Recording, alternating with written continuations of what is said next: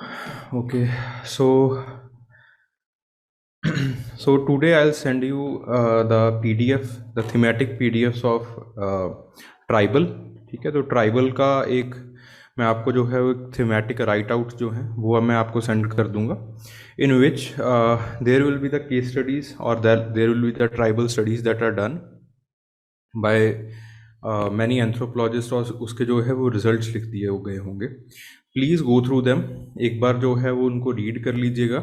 इतने से ही वो जो सारी की सारी चीज़ें हैं वो आपकी मेमोरी में बैठ जाएंगी, वो सारी की सारी चीज़ें जो हैं वो याद हो जाएंगी। ठीक है, ट्राइबल के लिए ज़्यादा जो है वो मशक्क़त नहीं लगती है, and it's comparatively scoring area in comparison with the paper one, जहाँ पे आपको जो है वो इतना काम करना पड़ता है। Okay, so today will start with the culture part. हम जो है वो कल्चर को स्टार्ट करेंगे। ओके चलिए, so let's start. So this question it was asked in 2020, human rights and cultural relativism. ठीक है, और will try to cover the cultural relativism. Okay,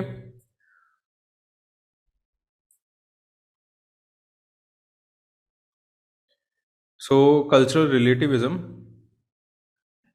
so cultural relativism vis-a-vis ethnocentrism. ठीक है, दोनों जो कंसेप्ट्स हैं उनको हम जो है वो कवर करने की कोशिश करेंगे।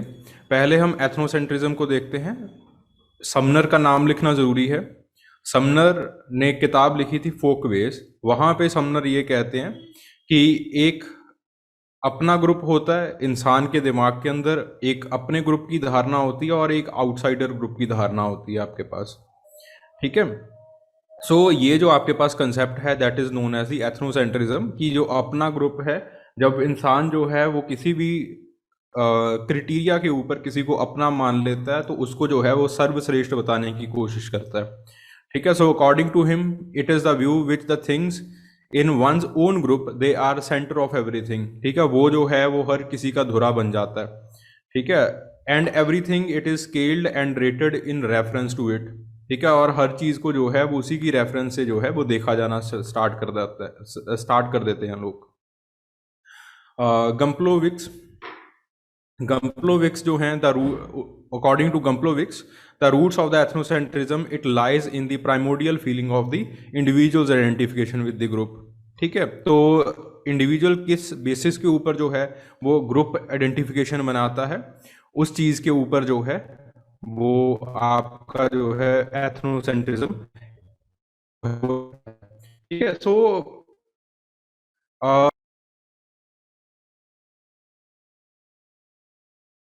Okay, so this was the ethnocentrism. ये आपके पास एथनोसेंट्रिज्म है। एथनोसेंट्रिज्म के बारे में सब लोग जानते हैं कि सब लोग अच्छे से लिख भी देते हैं, लेकिन गुम्प्लोविक्स और आपके पास समनर मेन जो हैं इनका नाम जो है वो लिखना इम्पॉर्टेंट है। ठीक है, स्पेशली अगर आप गुम्प्लोविक्स को भूल भी जाएं तो आपके पास not Sumner main, WG Sumner का जो नाम है वो लिखना जो है वो आपके लिए इम्पॉर्टेंट है। Then what are the negative fallouts of the ethnocentrism? भाई ये भी सब लोगों को पता ही है, इनटॉलरेंस ब्रीड करता है, जो आपके पास अंडरस्टैंडिंग ऑफ कस्टम्स है, कल्चर है, उनको हिंडर करता है, किसी और के कल्चर को समझने नहीं देता, रेसिज्म का जेनेसिस है, वायलेशन करता है ह्यूमन राइट्स की, जो आपके पास जो प्रोग्रेस है उसको ख़राब कर देता है। सो इसके अगेंस्ट जो है वो आपके पास जो है वो कल्चरल रिलेटिविज्म का कंसेप्ट आता है। Cultural relativism it is basically it is propagated by और it is advocated by the great Franz Boas. Franz Boas ने इसको जो है वो प्रोपोगेट किया। फिर उसके बाद फंक्शनलिज्म में मलिनोस्की लेके आए, and Malinowski tied it with the participatory observation. Participatory observation के साथ जो है वो मलिनोस्की ने इसको जो है वो टाई कर दिया। सो इन दो इंसानों के, इन दो एंथ्रोपोलॉजिस्ट के नाम लिखने जो है वो बहुत इंपॉर्टेंट है। अगर आप इसके आगे भी जाना चाहते हो please write about postmodernism. Postmodernism के बारे में लिख दीजिए। There you have the polyvocality. Polyvocality principle again it has been derived, और अगेन इनकी जो रूट्स हैं वो आपके पास कल्चरल रिलेटिविज्म में ही दिखाई देती हैं। ठीक है, so cultural relativism, this is the definition, it is the method of ethnography in which the societies और cultures that are studied objectively, उनको ऑब्जेक्टिवली स्टडी किया जाता है without using the value of one's culture to जज the other culture. ठीक है, एक culture को जो है वो नहीं यूज किया जाता तो दूसरी कल्चर को जो है वो जज करने के लिए। ठीक है, so this is the cultural relativism, ये आपके पास कल्चरल रिलेटिविज्म होता है और इसके जो हैं वो दीज आर द फीचर्स। अब जो सवाल आया था cultural relativism and human rights के ऊपर, it was on the Elizabeth Zechenter. देखिए ऐसे सवाल पूछे जाते हैं, and here in the introduction only you have to write the name of Elizabeth Zencenter। Elizabeth Zencenter का जो नाम है आपको अब उसके इंट्रोडक्शन में ही लिख देना है। ठीक है, कि एलिजाबेथ ज़ेनचेंटर ने जो है वो ये कहा है that cultural relativism it is often use to justify the traditional desires by the powerful class, by the dominant और द पावरफुल क्लास, ताकि वो जो है वो अपने फंडामेंटलिस्ट व्यूज को जो है वो जस्टिफाई कर सके। ओके, सो ये जो आपके पास क्रिटिसिज्म की लाइन है, ये you have to write it in the introduction. ठीक है, तो उसके बाद आप ये जो सारी चीजें हैं किस तरह से फंडामेंटलिस्ट क्लास जो है वो कल्चरल रिलेटिविज्म को यूज करती है, फिर आप बताओगे। जब ऐसे सवाल पूछे जाते हैं in these kind of questions, the structure it becomes very very very important, वो बहुत इंपॉर्टेंट बन जाता है। ठीक है, तो सबसे पहले आपको ये जो लाइन है वही लिखनी है कि एलिजाबेथ ज़ेनचेंटर जो है वो यही कहती हैं कि सामने वाला इंसान जो है वो कल्चरल रिलेटिविज्म को यूज करता है, डोमिनेंट क्लास जो है वो कल्चरल रिलेटिविज्म को यूज करती है to propagate the fundamentalist views. ठीक है, अपने फंडामेंटलिस्ट व्यूज को प्रोपोगेट करने के लिए। उसके बाद आप इसका प्रोसेस स्टार्ट करोगे दैट हाउ दिस हैपन्स, ये कैसे होता है। There you will start that the Franz Boas ने कल्चरल रिलेटिविज्म को बताया कि कल्चरल रिलेटिविज्म को बताया कि आपके पास जो है वो कल्चरल रिलेटिविज्म ये चीज होती है। ठीक है, कि इसके अंदर जो है वो किसी एक कल्चर की वैल्यूज को नहीं यूज किया जाता दूसरे कल्चर की वैल्यूज को जज करने के लिए, बल्कि सब ऑब्जेक्टिविटी जो है वो आपके पास फॉलो की जाती है so as to record one culture और so as to understand one values of the culture. And then the Malinowski, उन्होंने जो है वो पार्टिसिपेटरी ऑब्जर्वेशन वो आपके साथ लेके आए।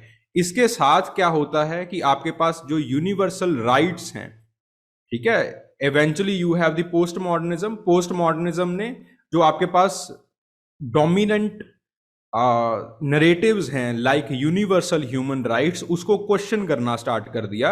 And eventually the cultural relativism it was being used for the powerful class of people. ठीक है, तो ये जो पूरी की पूरी कहानी है, so now this question it will become the head wise, ये आपके पास हेड वाइज बन जाएगा।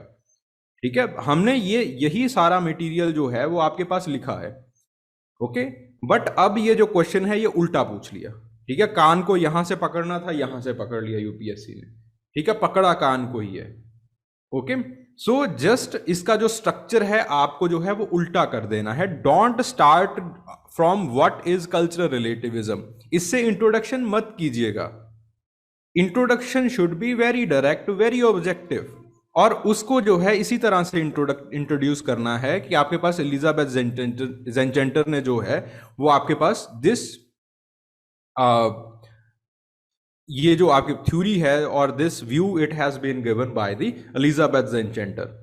ठीक है, फिर उसके बाद बता देना कि स्ट्रक्चर आपके पास जो रिलेटिविज्म है वो क्या होता है, कि according to Franz Boas this is relativism, कि एक कल्चर की वैल्यू को जो है वो ना यूज करो दूसरे कल्चर की वैल्यू को जज करने के लिए, you should be objective in your approach. And this cultural relativism it was combined by participatory observation by Malinowski. And then the post modernist they questioned with the concept of polyvocality which has roots in the cultural relativism. आपके पास post modernist ने जो dominant narratives हैं जैसे universal human rights, इनको question करना start कर दिया कि ये वाकया में होते हैं, are should they be universal, so eventually जो आपके पास डोमिनेंट पावरफुल क्लास है, उन लोगों ने जो है वो आपके पास दीज इस कल्चरल रिलेटिविज्म को जो है वो यूज करना स्टार्ट कर दिया। Then quote the case studies, फिर उसके बाद जो आप सबको जो है वो कुछ केस स्टडीज जो हैं, everybody knows about the case studies, कि आपके पास जो तालिबान है वो यूज करता है कल्चरल रिलेटिविज्म को, दैट कि गर्ल चाइल्ड को ना पढ़ने देना, उनके कल्चर के गर्ल चाइल्ड का जो पढ़ना है, जो वेस्टर्न एजुकेशन है टू गर्ल चाइल्ड, वो उसके कल्चर के खिलाफ है, एक्सेट्रा एक्सेट्रा। बामियन बुद्धा का जो स्टैचू है उसको कहा कि ये हमारे कल्चर के खिलाफ है, इसको उड़ा दो, उसको तोड़ दिया उन्होंने। ठीक है, so that case study you have to write and then you have to conclude. ठीक है, British colonialism that is something different, वो तो फंडामेंटल राइट्स के खिलाफ, वो तो कॉलोनियलिज्म, तो ब्रिटिश कॉलोनियलिज्म फंडामेंटल राइट्स के खिलाफ था। ठीक है, सो इस तरह से यू हैव टू राइट वो। ठीक है, तो इस तरह से जो है वो आपको चीजों को लिखना है। Getting the point? British colonialism के अगेंस्ट तो जो अगर आप किसी चीज को भी यूज कर रहे हो तो that is well and good, वो फिर तो वो तो चीज सही है। Okay, so this is the cultural relativism, ये आपके पास human rights and cultural relativism का आंसर बनेगा। ठीक है, this is how you have to write. Okay, introduction जो है वो डायरेक्टली क्वेश्चन के ऊपर मार्क होना चाहिए, ऐसा नहीं है कि आप पहले डेफिनेशन लिख रहे हो। ठीक है, this won't work. Then the cultural relativism, again we have done short note on cultural relativism, we have done is culture unique to human being, it is the question of primatology, that we have done, ये हमने कर लिया है। Why the concept of cultural relativism it is so dear to the anthropologist, ये इतना dear क्यों है anthropologist को। हियर ये क्वेश्चन क्या पूछ रहा है, the utility of cultural relativism, कि कल्चरल रिलेटिविज्म कितना यूटिलाइज होता है एंथ्रोपोलॉजी में। ठीक है, अगर कोई चीज आपके यूज में आएगी तभी तो वो आपको अच्छी लगेगी, अगर ऐसी कोई इंसान पड़ा हुआ है आपके साइड में, वो अच्छा थोड़ी ना लगेगा। ठीक है, तो ऑब्वियसली यहाँ पे जो क्वेश्चन है वो ये पूछ रहा है कि कल्चरल रिलेटिविज्म की यूटिलिटी क्या है। ठीक है, तो आपके पास जो कल्चरल रिलेटिविज्म है ये इतना डियर क्यों है एंथ्रोपोलॉजिस्ट को, यहाँ पे आपको जो है कल्चरल रिलेटिविज्म की यूटिलिटी को बताना है कि इनिशियली आपके पास कल्चरल रिलेटिविज्म जो है वो फ्रांस बोआ ने स्टार्ट किया। फ्रांस बोआ ने इस कल्चरल रिलेटिविज्म को, जो एंथ्रोपोलॉजी के अंदर एथनोसेंट्रिज्म चल रहा था, उसको जो है रिजेक्ट किया कल्चरल रिलेटिविज्म के साथ, और कल्चरल रिलेटिविज्म के साथ जो है वो ऑब्जेक्टिविटी लेके आए। ऑब्जेक्टिविटी कैसे लेके आए कि एक पर्टिकुलर कल्चर को जो है वो दूसरे पर्टिकुलर कल्चर को जज करने के लिए यूज नहीं करना चाहिए। Then Malinowski he used participatory observation और कल्चरल रिलेटिविज्म को जो है उन्होंने मिला दिया, and hence very extensive field work, और जो आपके पास मॉडर्न फील्ड वर्क होता है, मॉडर्न एथनोग्राफीज होती हैं, वो आपके पास जो है वो लिखी जानी शुरू हो गई। फिर उसके बाद जो आपके पास अगला जो आपके पास रिलेटिविज्म आया, again R.C. Brown, he also used the cultural relativism to show the function of taboo in different cultures, अलग अलग कल्चर के अंदर जो है वो टैबू किस तरह से सोशल स्ट्रक्चर को मेंटेन करके रखता है। It was used bye R.C. Brown. R.C. Brown ने जो है कल्चरल रिलेटिविज्म को इस तरह से जो है वो यूज किया। Then the cultural relativism it has been used by the post modernist, ये पोस्ट मॉडर्निस्ट जो हैं वो यूज कर रहे हैं कल्चरल रिलेटिविज्म को, rather a radical form of cultural relativism it has been developed, that is known as the polyvocality, जिसको आप पोलीवोकैलिटी कहते हो। And along with this polyvocality and skepticism, the postmodernists they are using it to deconstruct the ethnocentric और deconstruct the colonial theories that had been developed, जो आपके पास develop हो चुकी थी। ठीक है, so that is why आपके पास जो एंड देन प्लीज क्रिटिसाइज, भाई एंथ्रो के क्वेश्चंस में क्रिटिसिज्म लिखना, जो ऐसे क्वेश्चंस में क्रिटिसिज्म लिखना जो है वो बेहद बेहद जरूरी होता है। सो देन प्लीज क्रिटिसाइज, इसको जो है क्रिटिसाइज कर दीजिए with the help of Elizabeth Zechenter. इसको एलिजाबेथ ज़ेनचेंटर से जो है क्रिटिसाइज कर दीजिए। देन उसके बाद जो है ऑल दो देर हैज़ बीन क्रिटिसिज्म, लेकिन फिर भी इसकी जो यूटिलिटी है आपके पास कल्चरल रिलेटिविज्म की, वो जो है वो आपके पास बहुत ज़्यादा बन जाती है। हाँ, एक चीज़ रह गई, मलिनोव्स्की के साथ पार्टिसिपेटरी ऑब्जर्वेशन के साथ जो है वो होलिज्म भी लिखना है। दैट पार्ट, क्योंकि पार्टिसिपेटरी ऑब्जर्वेशन में जो भी आपके पास केस स्टडी मेथड जो भी यूज़ किए जाते हैं, वहाँ पे होलिज्म जो है वो आपका एक बेहद इंपॉर्टेंट फीचर होता है। प्लीज राइट दैट, उसको भी लिखना है कि आपके पास जो होलिज्म है वो मरिनोव्स्की ने और फ्रांस बोआ ने जो है वो कल्चरल रिलेटिविज्म के साथ शुरू कर दिया। बिकॉज तब तक आप किसी की कल्चर को प्रॉपरली जान नहीं सकते अगर आप उसके सारे एस्पेक्ट्स को ना जान लो। So these things you have to write, ये सारी चीजें जो हैं वो आपको लिखनी है इसके अंदर। Okay, so bring out the distinguishing features between the civilisation and culture. ये भी आई थिंक सबको जो है वो पता ही होगा, ये आपके पास क्या डिस्टिंग्विशिंग फीचर्स हैं। So these are the distinguishing features. L Kroeber ने कहा दैट व्हाट कल्चर और सिविलाइजेशन के बीच में डिस्टिंग्विश किया, कल्चर जो है it is more than the physical और it is the super organic. ये आपके पास सुपर ऑर्गेनिक होती है। और आपके पास जो सिविलाइजेशन होती है it is the material animalistic adjustment. Eliot ने आपके पास culture is the product of the harmonious activities जो इंडिविजुअल्स में हो रही हैं, this civilization these are the techniques और टेक्नोलॉजी। टोनी बी ने आपके पास culture is more spiritual and metaphysical in nature, civilization ये आपके पास फिजिकल होती है। Then MacIver and Page, the culture is the end that we want to achieve, civilisation is the means that. ठीक है, तो ये सारी जो आपके पास दीज ऑल, ये सारी जो चीज़ें हैं वो आपको लिखनी है। कई लोग जो हैं इसके बाद एग्जाम्पल देते हैं, अब एनालॉजी ड्रॉ करते हैं दैट आपके पास जो सिविलाइजेशन है it is like something hardware, जो आपके पास कल्चर है it is the software inside. That is also good, बहुत अच्छी लगती है वो भी जब आप ऐसी चीज़ें लिखते हो। ठीक है, प्लीज़ राइट दोज, उनको जो है वो प्लीज़ लिखिए। या फिर कई लोग जो हैं वो ये कहते हैं that culture is like a text, ये इससे भी ज़्यादा अच्छी है। Culture is like a text that is written on a copy and will be interpreted by some ethnographist। ठीक है, that will be interpreted by some ethnographist. और आपके पास जो सिविलाइजेशन है it is like a pen and ink that is writing that text, जो कि इस टेक्स्ट को जो है जिसके सहारे जो है वो लिखा जा रहा है। अगेन इसके अंदर भी बहुत सारे क्रिटिसिज्म होंगे but this is very it is also very decent, ये भी बहुत डिसेंट है आपके पास। ठीक है, so the technological part that generally exist inside the culture it is known as the civilization। Culture जो है वो बहुत ज़्यादा होलिस्टिक टर्म है। और आपके पास हाँ one more thing, evolutionary theory जो है वो भी लिखनी जो है वो जरूरी है इसके अंदर, एवोल्यूशनरी थ्योरी ऑफ कल्चर। ठीक है, कि आपके पास जो है वो अकॉर्डिंग टू एवोल्यूशनिस्ट, हाँ अकॉर्डिंग टू एवोल्यूशनिस्ट जो आपके पास जब मटेरियल कम्प्लेक्सिटी बन जाती है कल्चर के अंदर, तब आपके पास जो है वो सिविलाइजेशन बन जाती है। These things are also important. ठीक है, टोनी बी ने आपके पास 26 सिविलाइजेशन को जो है वो स्टडी किया। एंड द सिविलाइजेशन तो जैसे आपके पास not very important, just Gillin and Gillin को जो है वो एक बार याद रख लेना कि जब आपके पास मटेरियल कम्प्लेक्सिटी बन जाती है so you have the civilisation, तब आपके पास सिविलाइजेशन आ जाती है। कि वही आपके पास जो culture, civilisation is the last stage of culture, this is the evolutionary theory. Okay, so these things you have to write, ये जो सारी चीजें हैं ये आपको लिखनी है। ठीक है, again I am rushing these things because we have to cover a lot, चीज़ों को काफ़ी कवर करना है।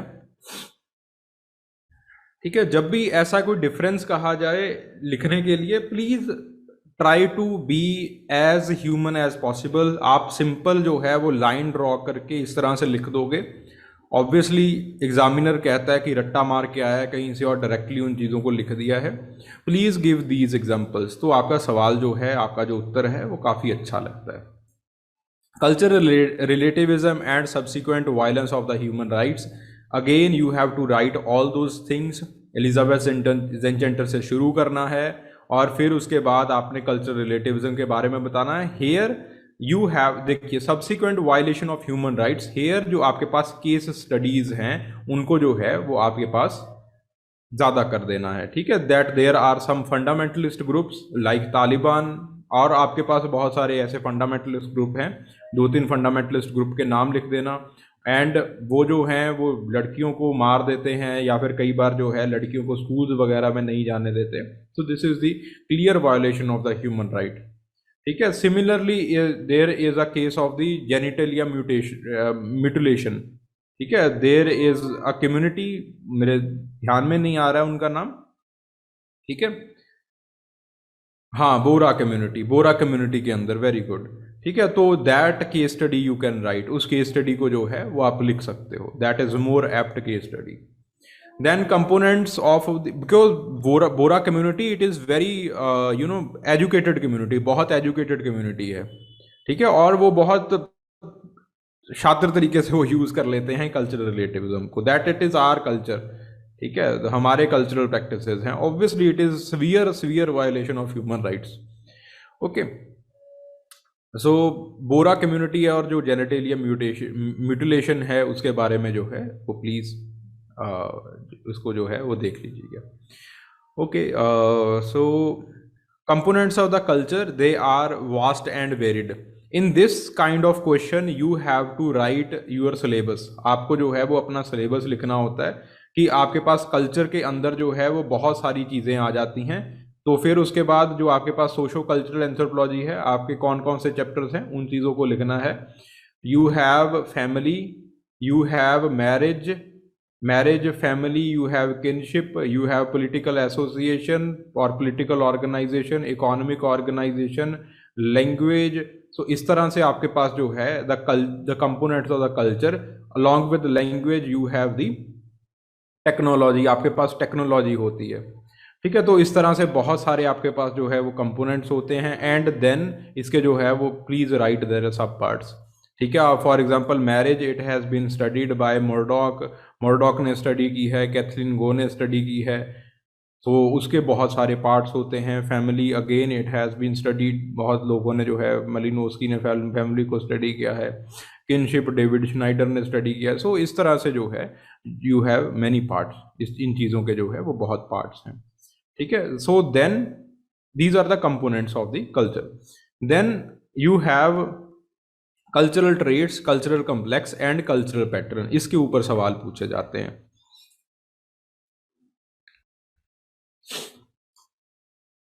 ओके,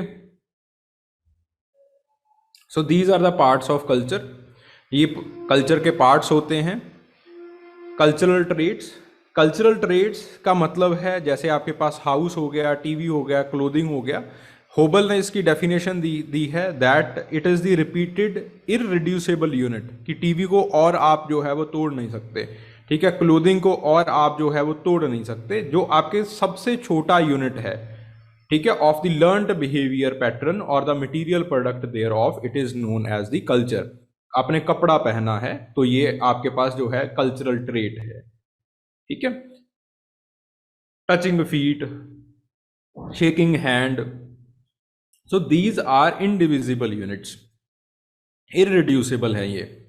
ठीक है, kissing the cheek, wearing white sari at morning, तो ये आपके पास जो है these are the cultural traits. And what are the cultural complex? Cultural complex जब कल्चरल ट्रेट्स जो हैं वो साथ में आ जाते हैं। फॉर एग्जांपल मोर्निंग, ठीक है, जब किसी का आपने सोग करने के लिए जाना है, जब सोग करने के लिए जो साड़ी वियर करोगे वो कल्चरल ट्रेट होगा। जो आपके पास मोर्निंग का पूरा कम्प्लेक्स है that is the cultural complex, वो आपके पास कल्चरल कम्प्लेक्स आ गया। इसको भी होबल ने डिफाइन किया है that cultural complex are nothing but large cluster of traits, जिनको कि साथ में जो है वो जोड़ दिया गया है, कम्प्लेक्स में जोड़ दिया गया है। Then cultural pattern, here cultural pattern Clark Wissler, this is important. Cultural pattern आपको सबको पता ही होगा, गांधीनिज्म, स्पिरिचुअलिज्म, जॉइंट फैमिली, ये सब कुछ कल्चरल पैटर्न है जो कि अपने आप को एक पर्टिकुलर कल्चर के अंदर जो है वो बार बार शो कर रहा होता है, दिखा रहा होता है। For example joint family, India में किसी भी एरिया में चले जाओ you will find the joint family. India में किसी भी एरिया में चले जाओ you will find spiritualism. India में किसी भी एरिया में चले जाओ यू विल फाइंड गांधीनिज्म।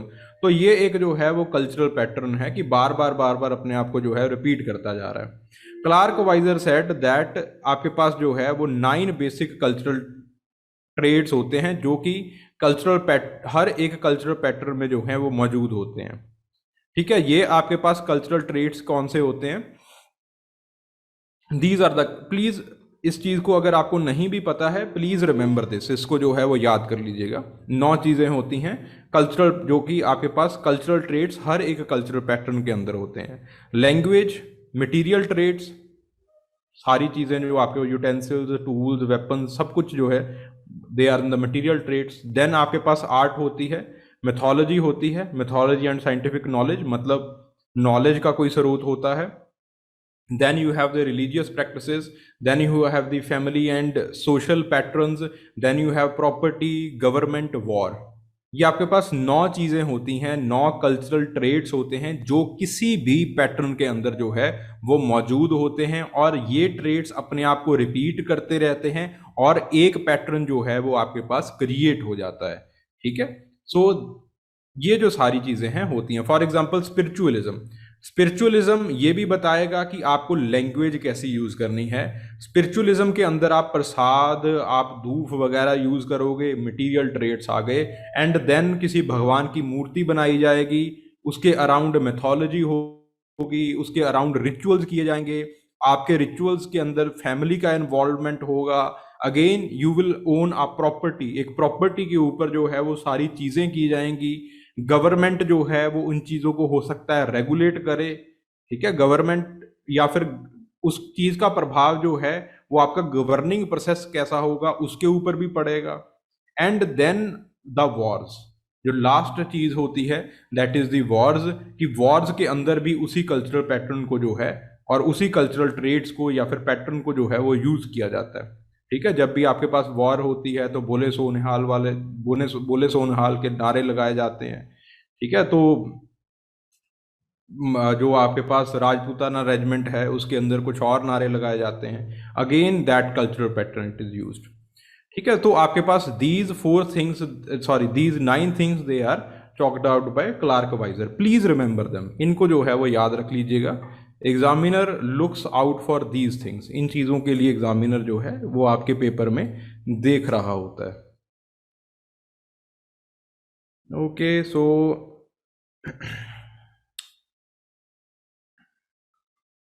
ये हो गया भाई super organic view of culture, इसका मैं पीडीएफ दे दूंगा। ठीक है, I will provide you a PDF, just give me a sec, मैं आपको जो है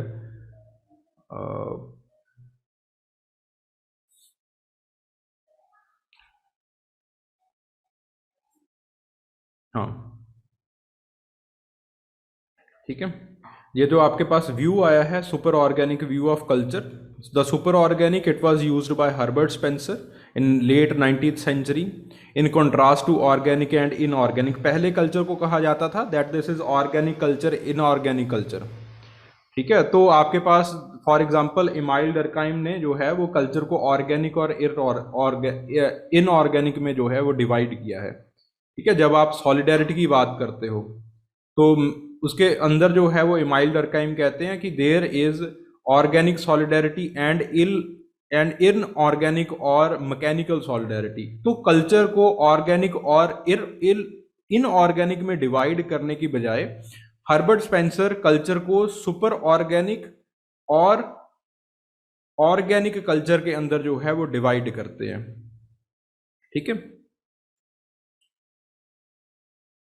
so the human society is the super organic that exist in the higher level than the physical things।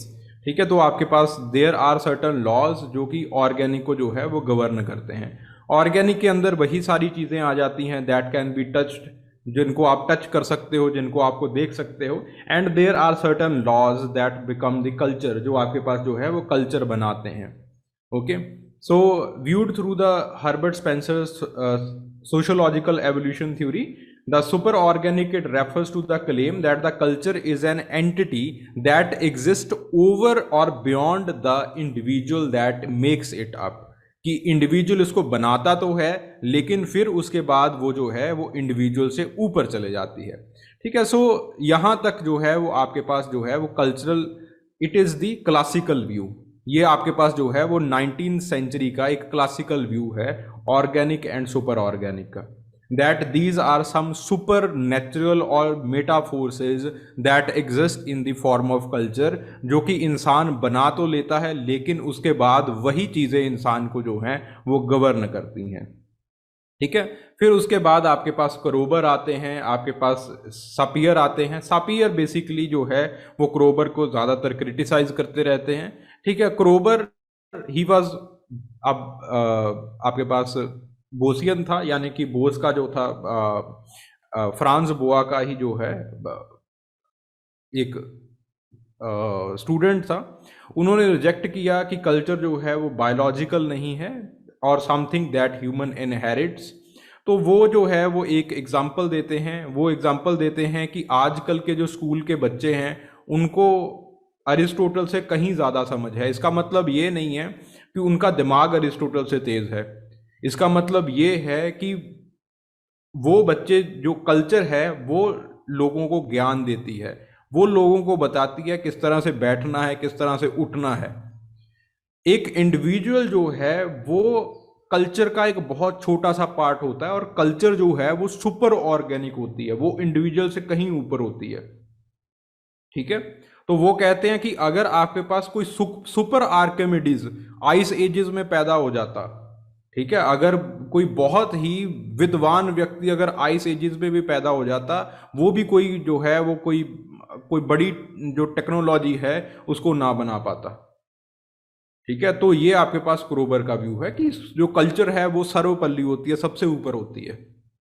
ठीक है, और आपके पास जितनी भी नॉलेज है जो एक इंडिविजुअल गैदर करता है, हाँ वो जो नॉलेज है it is gathered bye individuals, वो इंडिविजुअल्स गैदर करते हैं। लेकिन अगर आप आज के दौर में देखो तो जितनी भी नॉलेज है जो एक इंडिविजुअल गैदर करता है वो आपके पास कल्चरल वे में ही गैदर होती है। So culture it is the super mass, ये आपके पास एक सुपर ऑर्गेनिक चीज होती है, इंडिविजुअल से कहीं ऊपर होती है, जिसको इंडिविजुअल्स बनाते हैं।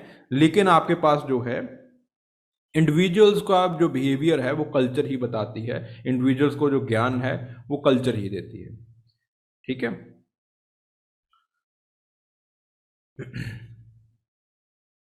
ठीक है, तो इसी ने जो है वो एंथ्रोपोलॉजी को एक साइंस की तरह बनाया कि आपके पास जो है कल्चर की स्टडी को भी साइंटिफिक होना चाहिए। ठीक है, एनीवेज, सो सापियर का बहुत ज़्यादा क्रिटिसिज्म है। सो फर्स्टली ही कंसिडर्ड, ये एक एनालॉजी कंसिडर की है उन्होंने कि आपके पास इनऑर्गेनिक टू ऑर्गेनिक ये जो उनका डेवलपमेंट हुआ है इट इज़ फॉल्स।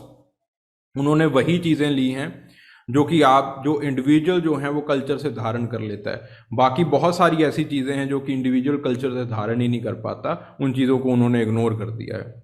सो आपके पास जो लॉज हैं हिस्ट्री के, सोशोलॉजी के, ठीक है, वो आपके पास कभी भी साइंटिफिक नहीं हो सकते क्योंकि साइंस को प्रिडिक्ट कर सकते हो। मैंने ऐसे पेन फेंका नीचे गिरेगा, इसको प्रिडिक्ट कर लिया मैंने कि हाँ पेन फेंकूंगा नीचे गिरेगा। ठीक है, आपके पास सोशोलॉजी के अंदर, हिस्ट्री के अंदर ऐसे लॉज नहीं लगते कभी भी। ठीक है, सो आपके पास द सुपर ऑर्गेनिक, ये स्टिल इट इज डिबेटेड, इसको अभी भी डिबेट किया जा रहा है। लेस्ली वाइट ने इसके अगेंस्ट जो है वो एक और नोशन दिया हुआ है, that is the cultural analogy, culturology, sorry not analogy, culturology. So Leslie White जो है वो अपना जो है वो एक एवोल्यूशनिस्ट व्यू देते हैं। ठीक है, कल्चरलॉजी का जो व्यू है, लेस्ली वाइट का जो व्यू है, that we study in the Leslie White's theory, जो आपके थ्योरीज वाले चैप्टर में है। वहाँ पे लेस्ली वाइट कहते हैं दैट देयर इज़ यूनिवर्सलिज्म। वहाँ पे वो लेस्ली वाइट जो है वो कुछ साइंटिफिक चीज़ें भी ले लेते हैं कि जो एवोल्यूशन है वो यूनिवर्सलिज्म ही होता है, और यूनिवर्सली भी होता है, और इंसान जो है वो अपनी इन्वायरमेंट के हिसाब से अपना जो कल्चर है उसको डिफाइन करता है। ठीक है, तो आपके पास जो कल्चर है वो डिफाइन कैसे करता है कि उसको जो है वो एनर्जी लेनी होती है अपनी इन्वायरमेंट से। सो लेस्ली वाइट कहते हैं कि बहुत सारी चीज़ें जो हैं वो आपके पास कल्चर के अंदर होती हैं। ठीक है, जैसे आपके पास जो है वो there are mythology, there are technological systems, there are governance systems, तो ये आपके पास कल्चर के अंदर बैठी होती है, और इनका मकसद जो है वो यही होता है कि किस तरह से जो है वो आपके पास एनर्जी को लिया जा सके और एनर्जी को एफिशिएंटली जो है वो यूज़ किया जा सके। सो एक नोशन जो है, एक कंसेप्ट जो है, इसके अगेंस्ट एक मॉडर्न नोशन जो लेस्ली वाइट ने दिया हुआ है, that is known as the culturology notion. ठीक है, सो प्लीज रिमेंबर दीज, मोटी मोटी बातें हैं, इनको जस्ट रिमेंबर कर लेना। सिर्फ ये चीज़ों को जो ऊपर अगर नहीं ऑर्गेनिक इनऑर्गेनिक नहीं समझ में आ रहा, नहीं पल्ले पड़ रहा, तो सिर्फ जो है वो आप, हाँ, एक बार सुपर ऑर्गेनिक का मतलब है कि ऑर्गेनिक से ऊपर है। ठीक है, कि आपके पास जो है, जैसे क्रोबर कहते हैं कि अगर आपके पास कोई सुपर आर्किमिडीज भी आ जाए, सुपर आर्किमिडीज का मतलब आर्किमिडीज से 100 गुना ज़्यादा ताकतवर इंसान जो है, 100 गुना ज़्यादा बुद्धिमान भी आ जाए इंसान, लेकिन उसकी जो पैदाइश है वो किसी आइस एज में हो जाए, जहाँ पे कुछ मिलता ही नहीं, जहाँ पे वो कोई किताब नहीं लिख सकता, लिखने के लिए पेन कॉपी नहीं है, या फिर लिखने के लिए कुछ भी नहीं है उसके पास, तो वो जो है वो ऐसे ही पैदा होगा और ऐसे ही मर जाएगा। वो कहते हैं कि आज के जो स्कूली बच्चे हैं वो आपके पास अरिस्टोटल से ज़्यादा चीज़ों को जानते हैं। इसका मतलब ये नहीं है कि उनके पास ज़्यादा बड़ा दिमाग है। ऑर्गेनिक वो जो है, जो ऑर्गेनिक एंटिटी है, वो सुपर ऑर्गेनिक को गवर्न नहीं कर सकती। आप जो है वो कल्चर को गवर्न नहीं कर सकते। जो कल्चर है वो आपको नॉलेज देगी, वो आपको गवर्न करेगी। ये सुपर ऑर्गेनिक है कि कल्चर आप एक बार बना तो लेते हो, चीज़ों को लिख के, लिटरेचर को लिख के कल्चर आप एक बार बना तो लेते हो, लेकिन फिर उसके बाद उस कल्चर को चेंज करना जो है वो it is nearly impossible for the organic self. इसीलिए जो आपके पास ये जो सारा अश्लील गीत संगीत है, जब ये गाया जाता है, it is very lethal for the culture. ये बहुत लीथल है कल्चर के लिए। हाँ, like super and super natural, बिल्कुल सही बात है। ठीक है, तो एक बार आप चीज़ों को बना लेते हो, then culture becomes like Frankenstein monster, फिर ये अपने आप चलती है, और ये जो है वो बाकियों को शिक्षा भी उसी तरह की फिर देती है। ठीक है, चीज़ों को समझ पा रहे हो ना? क्योंकि ये चीज़ें मैं इसलिए कर रहा हूँ क्योंकि जब ऐसी चीज़ें पूछी जाती हैं तो जनरली यूपीएससी आस्क कि इसका रेलिवेंस क्या है, आज के कल्चर में इसका रेलिवेंस क्या है। बिकॉज अब यूपीएससी सिर्फ ये नहीं देख रहा है कि आपको आता है या नहीं आता, अब यूपीएससी ये भी देखता है कि आप लोग जो है वो चीज़ों को समझ पाते हो या नहीं समझ पाते। Then culturization and contra culturization, it is again a very important topic. ठीक है, तो उसमें सुपर ऑर्गेनिक ऑर्गेनिक में अगर आप जो है वो चीज़ों को नहीं समझ पा रहे हो, in case you are not able to, कि आपके पास जो है वो स्पेंसर ने क्या कहा, आपके पास अगस्त कोम्ते ने कहा, जरूरत ही नहीं है इसकी। ठीक है, जाइए मत इसके अंदर। सो इट वाज स्टार्टेड, और दिस डिबेट और this concept of super organic, it was started by Herbert Spencer, August Comte etcetera. Simple इतना लिख दीजिए, इतना भी काफ़ी है। ठीक है, then in the modern times आपके पास ये जो डिबेट है, it has been started by 2 main players, Edward Sapir और आपके पास अल्फ्रेड क्रोबर। ठीक है जी, बस इतना जो है, उसके बाद जो है क्रक्स लिख दीजिए, उसके बाद जो है वो क्रिटिसाइज कर दीजिए। Criticism it is by Edward Sapir, Edward Sapir का क्रिटिसिज्म है कि अल्फ्रेड क्रोबर ने उन्हीं चीज़ों को लिया है दैट कैन बी, जिनको आप रिड्यूस कर सकते हो, जो कि कल्चर से जो लोग जो हैं वो लेते हैं। ठीक है, फिर उसके बाद इन्होंने हिस्टोरिकल पर्सपेक्टिव को जो है वो ज़्यादा ध्यान नहीं दिया। तो आपके पास बहुत सारे ऐसे लॉज हैं, तो जो हिस्ट्री है, जो सोशोलॉजी है, उसको लॉज के साथ गवर्न नहीं किया जाता। सो इट इज़ नॉट, जो हिस्ट्री है या फिर सोशोलॉजी है या एंथ्रोपोलॉजी है, इसको साइंटिफिक नहीं समझना चाहिए। ठीक है, तो आपके पास कल्चराइजेशन का प्रोसेस, कल्चराइजेशन का मतलब है it is the process of the change in artefacts, customs, beliefs etcetera etcetera. ठीक है, तो इसको हम कहते हैं अकल्चराइजेशन। ओके, सो पहली जो अकल्चराइजेशन की साइकोलॉजिकल थ्योरी है वो थॉमस और जेनेनेकी ने दी थी। ठीक है, सो उन्होंने एक polish peasants in Europe and America के ऊपर जो है वो स्टडी की थी। ठीक है, दिस इज इंपॉर्टेंट, ये आपके पास जो है वो इंपॉर्टेंट स्टडी है थ्योरेटिकल पर्सपेक्टिव से। ठीक है, ये जो कल्चराइजेशन वाला टॉपिक है, it has come from psychology. तो जब आप ये लिखते हो साइकोलॉजी एंड एंथ्रोपोलॉजी, उसके अंदर भी ये जो केस स्टडीज़ हैं इनको आप कोट कर सकते हो। ठीक है, रादर कोट करनी होती है, एग्जामिनर वांट्स दिस, पर कोई कोट करता नहीं है। ठीक है। सो पॉलिश पीजेंट्स जो आपके पास, for studying the Polish immigrants in Chicago, they illustrated three kind of a culturization. ठीक है, आपके पास कुछ बोहेमियंस बन गए जिन्होंने they adopted the host culture और अपना रीजन छोड़ दिया। कुछ आपके पास जो हैं वो फिलिस्तीन बन गए, that adopted the host culture, लेकिन अपनी जो ओरिजिनल प्रैक्टिसेस हैं उनको भी उन्होंने अडॉप्ट करके रखा, उनको भी जो है वो उन्होंने पकड़ के रखा। देन आपके पास क्रिएटिव टाइप का मतलब क्या है कि उन्होंने दोनों जो प्रैक्टिसेस हैं वो जो है वो आपके पास क्या कहते हैं उसको, कि मिला दिया, दोनों को जो है वो मिक्स कर दिया, that is the creative type. ठीक है। सो इन 1936 रेडफील्ड, लिटन, हर्स्कोविट्स, इन्होंने जो है वो कल्चराइजेशन को इस तरह से जो है वो डिफाइन किया है। So it is a phenomena which results when the group और individual having the different culture एक दूसरे के कॉन्टेक्ट के अंदर आते हैं। ठीक है।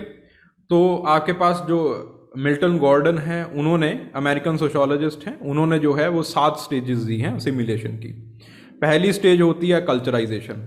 असिमिलेशन का मतलब क्या होता है, जब एक आपके पास बड़ी कल्चर जो है वो छोटी कल्चर को इनगल्फ कर जाती है, छोटी कल्चर जो है वो उसके जो होस्ट की प्रैक्टिसेस हैं उनको ले लेती है, इसको हम कहते हैं असिमिलेशन, जो हम पेपर 2 में यूज करते हैं, असिमिलेशन ऑफ ट्राइबल्स। ठीक है। पहला उसका स्टेप होता है कल्चराइजेशन। कल्चराइजेशन का मतलब है कि बच्चों को आप नई आदतें जो हैं वो सिखाना स्टार्ट कर देते हो, नए नॉर्म्स सिखाना स्टार्ट कर देते हो। दूसरा होता है स्ट्रक्चरल असिमिलेशन, कि आप जो है वो क्लब्स वगैरह जो है वो बनाना शुरू कर देते हो, जैसे होस्ट सोसाइटी बनाती है। ठीक है, आप जो है वो क्लब्स वगैरह का मतलब क्या है, जहाँ पे बच्चों का कल्चराइजेशन किया जाए। आप स्कूल्स बनाना जो है वो वेस्टर्न मॉडल के ऊपर अब आपने स्कूल बनाने स्टार्ट कर दिए। Then marital assimilation. अगला जो स्टेप होता है वो होता है मैरिटल असिमिलेशन, कि आप उनसे जो है वो शादियां करना स्टार्ट कर देते हो। फिर उस अगला जो होता है, there is the identification assimilation.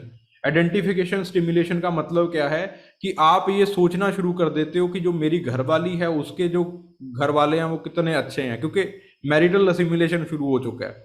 तो आप ये सोचना स्टार्ट कर देते हो कि जो सामने वाला कल्चर है वो कितना अच्छा है, हम जो है वो कितने रूड हैं, हम तो बहुत नीचे के स्तर वाले इंसान हैं। तो ये जो सारी चीजें हैं ये इंडियन ट्राइबल्स में हो रही हैं। तो जब इंडियन ट्राइबल्स में असिमिलेशन का सवाल पूछा जाता है, you have to write these things, इन चीजों को लिखना है आपको। ठीक है। देन आपके पास जो एटीट्यूड रिसेप्शन, ठीक है, आप जो है अगला जो स्टेप आता है वो होता है attitude reception assimilation. It refers to the absence of the prejudices. ठीक है, आप जो है वो धीरे धीरे उनकी कल्चर को पकड़ना स्टार्ट कर देते हो, और आपके पास जो प्रेजुडिसेस हैं, पहले आपके दिमाग के अंदर कुछ प्रेजुडिसेस होते हैं होस्ट कल्चर के रिगार्डिंग, और होस्ट कल्चर के पास प्रेजुडिसेस होते हैं जो नीचे वाली कल्चर है, जो माइनर कल्चर है उसके रिगार्डिंग। ठीक है, तो जो प्रेजुडिसेस हैं वो धीरे धीरे खत्म होने स्टार्ट हो जाते हैं, because you start to know each other. जो आपके पास 6th स्टेज है, डिस्क्रिमिनेशन बंद हो जाता है। जो 7वां स्टेज है, 7th स्टेज है, वहां पे आपके पास जो है there is absence of the value conflicts. ठीक है। सो इन इंडिया आप जो है वो किस स्टेज के ऊपर हो? In India you are, some people they are on the second, कुछ ट्राइबल सेकंड में है, कुछ ट्राइबल थर्ड में है, कुछ ट्राइबल फोर्थ में है। ठीक है, तो इन स्टेजेस के ऊपर जो है वो इंडियन ट्राइबल्स बैठे हैं। ठीक है। सो ये दिस वाज द इम्पॉर्टेंट। तो आपके पास 4 कल्चराइजेशन स्ट्रेटजीज होती हैं, 4 तरह से जो है वो कल्चराइजेशन किया जाता है। ठीक है। The first one it was the culturization. 4 culturization strategies होती हैं आपके पास, असिमिलेशन, सेपरेशन, इंटीग्रेशन, भाई इसको देख लेना, मार्जिनलाइजेशन। ठीक है, असिमिलेशन का मतलब होता है कि होस्ट कल्चर टेक ओवर कर लेती है। सेपरेशन का मतलब जो है होस्ट कल्चर जो बाहर वाली कल्चर है वो रिजेक्ट कर देती है। ठीक है, और होस्ट कल्चर भी रिजेक्ट कर देती है, यहाँ पे सेपरेशन। और इंटीग्रेशन का मतलब क्या है, कि दोनों जो हैं वो एक दूसरे के कल्चर को एक्सेप्ट करते हैं। इसीलिए there is an assimilation model that was given by Ghurye, जो कि ग्रुवे ने दिया था, गोविंद ग्रुवे ने दिया था। दूसरे ओर है आपके पास integration model that was given by Majumdar India के अंदर। ठीक है, तो इन चीज़ों को लिखना है। मार्जिनलाइजेशन का मतलब आप उनको जो है वो मार्जिनलाइज कर, अब जो ट्राइबल्स का हो रहा है वो हो रहा है मार्जिनलाइजेशन। ठीक है, तो इंडिविजुअल जो है दोनों कल्चर के ओरिजिन्स को रिजेक्ट कर देता है। ठीक है, उनको जो है वो नीचे मानना शुरू कर देते हो आपकी, वो हमसे नीचे हैं। तो ये सारी चीज़ें प्लीज़ रीड देम आउट, एक बार जो है वो रीड कर लीजिए। पेपर 2 में भी सवाल पूछे जाते हैं, पेपर 1 में भी सवाल पूछे जाते हैं। ओके जी, so your culture it is over. Culture जो है वो आपका ओवर हो गया। Now the society and culture, अगला चैप्टर सोसाइटी का। सो एल्विन गॉफमैन का concept of the total institutions. So the concept of the total institutions, ये आपके पास जो है वो गॉफमैन का नहीं है। हाँ, मेटा कल्चर, मेटा कल्चर का मतलब होता है जो बड़ी कल्चर है, जो यहाँ पे जिसका नाम मैंने डोमिनेंट कल्चर लिख रखा है ना, वो मेटा कल्चर है। ठीक है, that are known as the meta cultures, जो यहाँ पे डोमिनेंट कल्चर्स हैं। ठीक है, मेटा कल्चर भी आपके पास जो है कल्चराइजेशन प्रोसेस के अंदर होती है, जो डोमिनेंट कल्चर होती है, that is the Meta culture. Okay,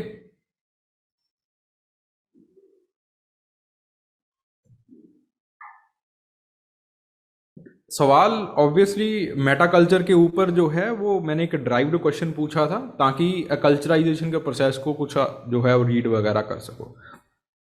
ठीक है, क्योंकि कल्चराइजेशन के ऊपर सवाल आ चुका था।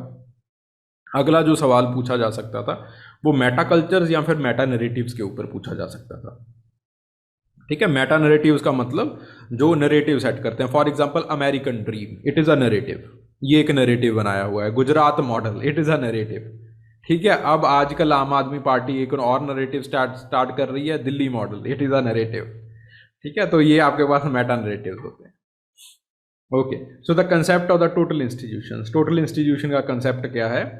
टोटल इंस्टीट्यूशंस वो इंस्टीट्यूशंस होते हैं जो आपको हर सर्विस को प्रोवाइड करते हैं, but they are under the bureaucratic control. एक सेंट्रल जो आपके पास है कंट्रोल होता है, और टोटल इंस्टीट्यूशन के सहारे आपको जो है वो बाहर की दुनिया से कट ऑफ कर दिया जाता है। For example boarding schools, orphanages, prisons, these are known as total institution. इनको जो है वो आप टोटल इंस्टीट्यूशन कहते हो।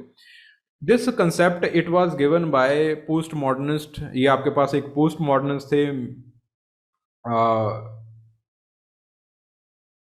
The name was Michel Foucault. ठीक है, कई लोग उसको फुकॉल्ट भी कहते हैं। सो मिशेल फुकॉल्ट और मिशेल फुको वाज अ सोशोलॉजिस्ट और वाज अ पोस्ट मॉडर्निस्ट, जिन्होंने जो है वो ये कंसेप्ट दिया है। ठीक है, तो उन्होंने जो है वो एक अगेन पागल खाने के अंदर जो है वो उन्होंने स्टडी की, और बेसिकली वो जो है वो पावर स्ट्रक्चर को जो है वो जानना चाहते थे। इसी के ऊपर मैंने जो है वो एक आपको टेस्ट सीरीज में सवाल पूछा था कि different kind of power structure जो है वो उसको बताइए। अलग अलग तरह के कितने पावर स्ट्रक्चर्स होते हैं, उन चीज़ों को जो है वो लिख के बताइए। ठीक है, सो ये जो आपके पास है, दीज इंक्लूडिंग बोर्डिंग स्कूल्स, जहाँ पे सेंट्रलाइज्ड ब्यूरोक्रेटिक कंट्रोल होता है। ठीक है, आपके पास जो है वो असाइलम्स होते हैं, तो उन जो ऐसे है उनका जो इसके ऊपर काम है, इट वाज असाइलम्स, ऐसे का नाम असाइलम्स था। The essay on the social situation of the mental patients and their inmates. ठीक है, सो आपके पास जो है वो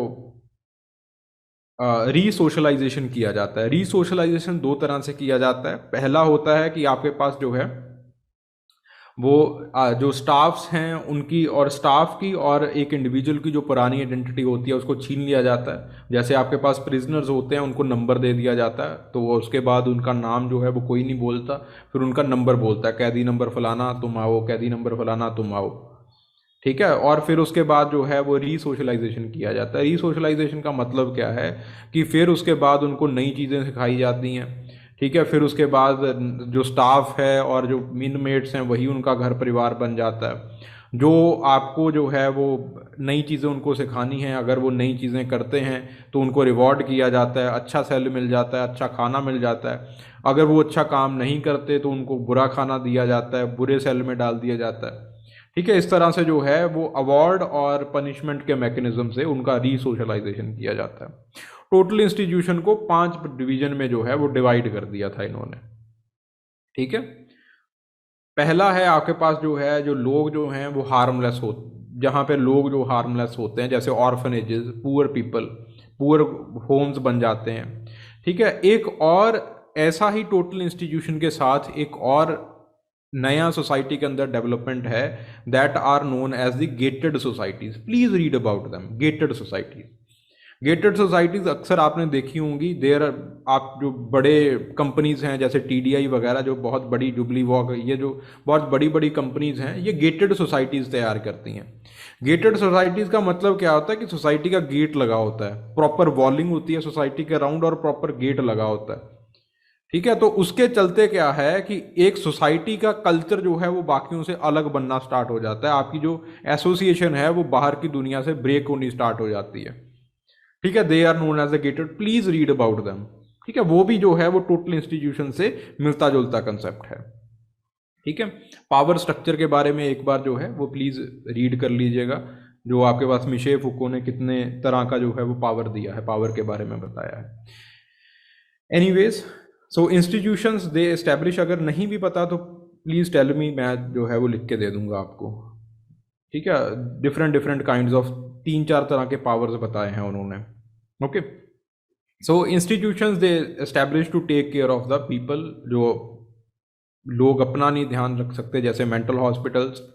the institutions they are organised to protect community from the danger, जैसे आपके पास वॉर कैंप्स होते हैं, जैसे आपके पास जेल्स होती हैं।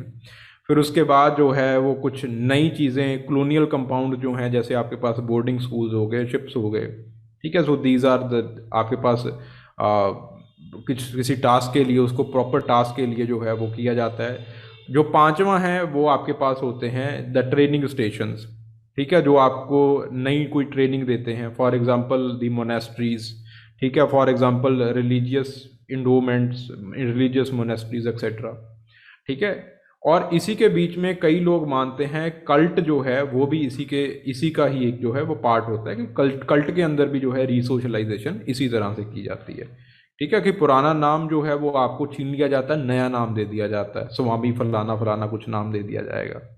ठीक है, सो और आपके पास एक सेंट्रल अथॉरिटी होती है उसके अंदर, जैसे टोटल इंस्टीट्यूशंस के अंदर सेंट्रल अथॉरिटी होती है। तो वैसे उस but that authority it is chosen to be god man, या फिर उसको हम इस तरह से चूज करते हैं कि इसके पास सुपर नेचुरल पावर्स हैं। ठीक है, तो 4 करेक्टरिस्टिक्स होते हैं, प्लीज रीड देम। टोटलिस्टिक फीचर होता है, इनमेट वर्ड हो, इनमेट्स के साथ दुनिया बनी होती है, प्रिविलेज सिस्टम होता है, और सूजी स्कॉट ने जो है वो इसको जो है क्रिटिसाइज किया है। ठीक है, बेसिकली क्रिटिसिज्म ये है कि आज के टाइम के ऊपर जो है वो लोग, यहाँ पे इन्होंने क्या कहा कि ऐसे जो इंस्टीट्यूशन है लोग प्रेफर नहीं करते ऐसे इंस्टीट्यूशन को, लेकिन सूजी स्कॉट कहते हैं कि आजकल जो है वो लोग योग विपासना सेंटर्स में जाते हैं और वॉलंटरली जाते हैं यार, अपने अपने हिसाब से चले जाते हैं। तो आपके पास जो है वो 3 क्रिटिकल डिसीजन, आपके पास स्कॉट जो है वो आपके पास 3 और जो डिस्कशंस हैं वो इसके ऊपर जो है वो लगाती हैं। एक तो है कि आपके पास जो कोहेसिव आइडेंटिटी है उसके ऊपर गॉफमैन ने ज़्यादा ध्यान दिया है। मेथडोलॉजिकल फ्लॉज हैं, ठीक है, चीज़ों के अंदर सैम्पलिंग फ्लॉज हैं। फिर उसके बाद जो नेचर ऑफ टोटल इंस्टीट्यूशन है, मेंटल हेल्थ केयर सेंटर्स वगैरह, सो ये दे आर स्टिल एग्जिस्टिंग, वो अभी भी एग्जिस्ट करते हैं। ठीक है, बट आपके पास जो इसके अंदर टेक्नोलॉजिकल मैकेनिज्म है that has been change, now they can interact with the outside world. तो ये टोटलाइजिंग इफेक्ट है ये आजकल नहीं दिखाई देता वहाँ पे। ठीक है, बट स्टिल आपके पास वो जो है वो एग्जिस्ट कर रहे हैं, और स्टिल दे आर री enforcing the identity, still properly जो है वो रन कर रहे हैं। और कुछ टेलीफोन्स वगैरह के जरिए जो है वो उनको बाहर रिश्तेदारों से बात भी करवा दी जाती है। यहाँ पे ये जो टोटल इंस्टीट्यूशन की बात है वो ये करते हैं कि आपके पास बाहर वाले एरिया को कट ऑफ कर दिया जाता है। ठीक है, so this is the total institution, ये आपके पास टोटल इंस्टीट्यूशन होता है। ओके, सो टोटल इंस्टीट्यूशन का कंसेप्ट जो है it was not the original concept, ये पहले मिशेल फुको जो है वो दे चुके थे, बट मिशेल फुको पावर को बताना चाहते थे, उसके रिगार्डिंग जो था सेंट्रलाइज्ड पावर किस तरह से लोगों को इफेक्ट करती है उसको बताना चाहते थे। तो मिशेल फुको ने जो है वो स्टार्ट किया है ये कंसेप्ट को। Anyways, so discuss the social stratification according to the 3 major approaches.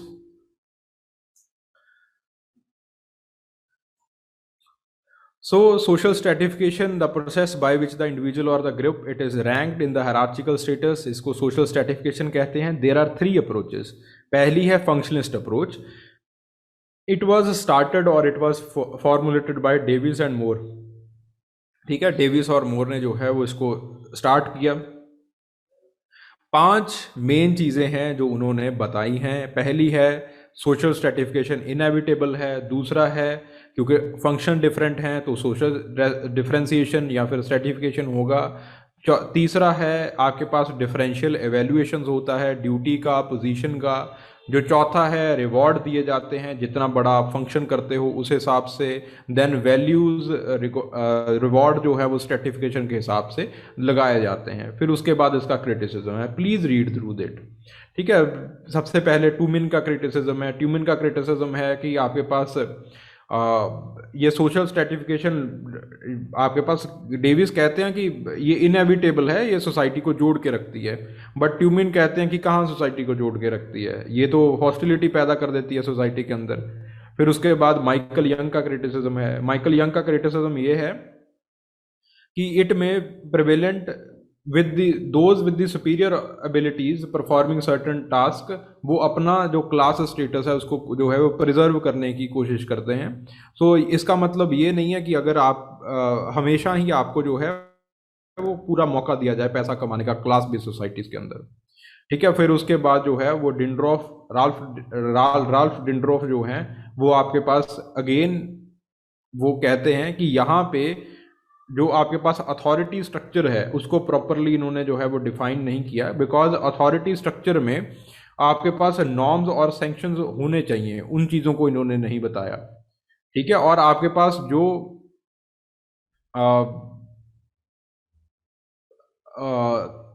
Kingsley Davis कहते हैं कि दिस इज, ये जो डिफरेंशिएशन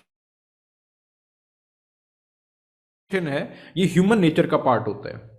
ठीक है, तो आपके पास राल्फ डेंड्रॉफ कहते हैं कि ऐसी चीज़ कुछ नहीं होती, ये आपके पास कोई ह्यूमन नेचर का या फिर कोई हिस्टोरिकल प्रोसेस से जो है वो नहीं बनता. ठीक है, जो आपके पास अथॉरिटी सैंक्शन है वो that is due to the norms और the sanctions that are made by the society. ठीक है, तो वो सैंक्शन से जो है वो आपका अथॉरिटी स्ट्रक्चर बनता है. This is the first theory. So the second theory it is the Marxist theory और the dialectic the theory the conflict theory और द डायलेक्ट्रिक अप्रोच. इसमें वही जो है वो मार्क्स की बातें हैं कि आपके पास जो है वो there are 2 main classes. 2 main classes होती हैं जो कि इकोनॉमी के हिसाब से बनती हैं. एक होती है बोर्जवा, दूसरे होती है प्रोलिटेरियत. ठीक है, तो आपके पास क्लासेस जो हैं वो आपस में क्लैश करती हैं. बोर्जवा जो है वो प्रोलिटेरियत को एक्सप्लॉइट करता है तो क्लास स्ट्रगल जो है वो शुरू हो जाता है. ठीक है, बोर्जवा जो है वो ज़्यादा ड्यू शेयर ले जाता है तो आपके पास जो प्रोलिटेरियत है उसके पास जो चीज़ें हैं वो कम रह जाती हैं. ठीक है, सो ये क्लासेस के हिसाब से जो है वो मार्क्स जो हैं वो आपके पास कहते हैं कि इस तरह से जो इनइक्वालिटी है वो बढ़ती जाती है. ठीक है, इनइक्वालिटी को जो है वो मेन मुद्दा बताते हैं वो.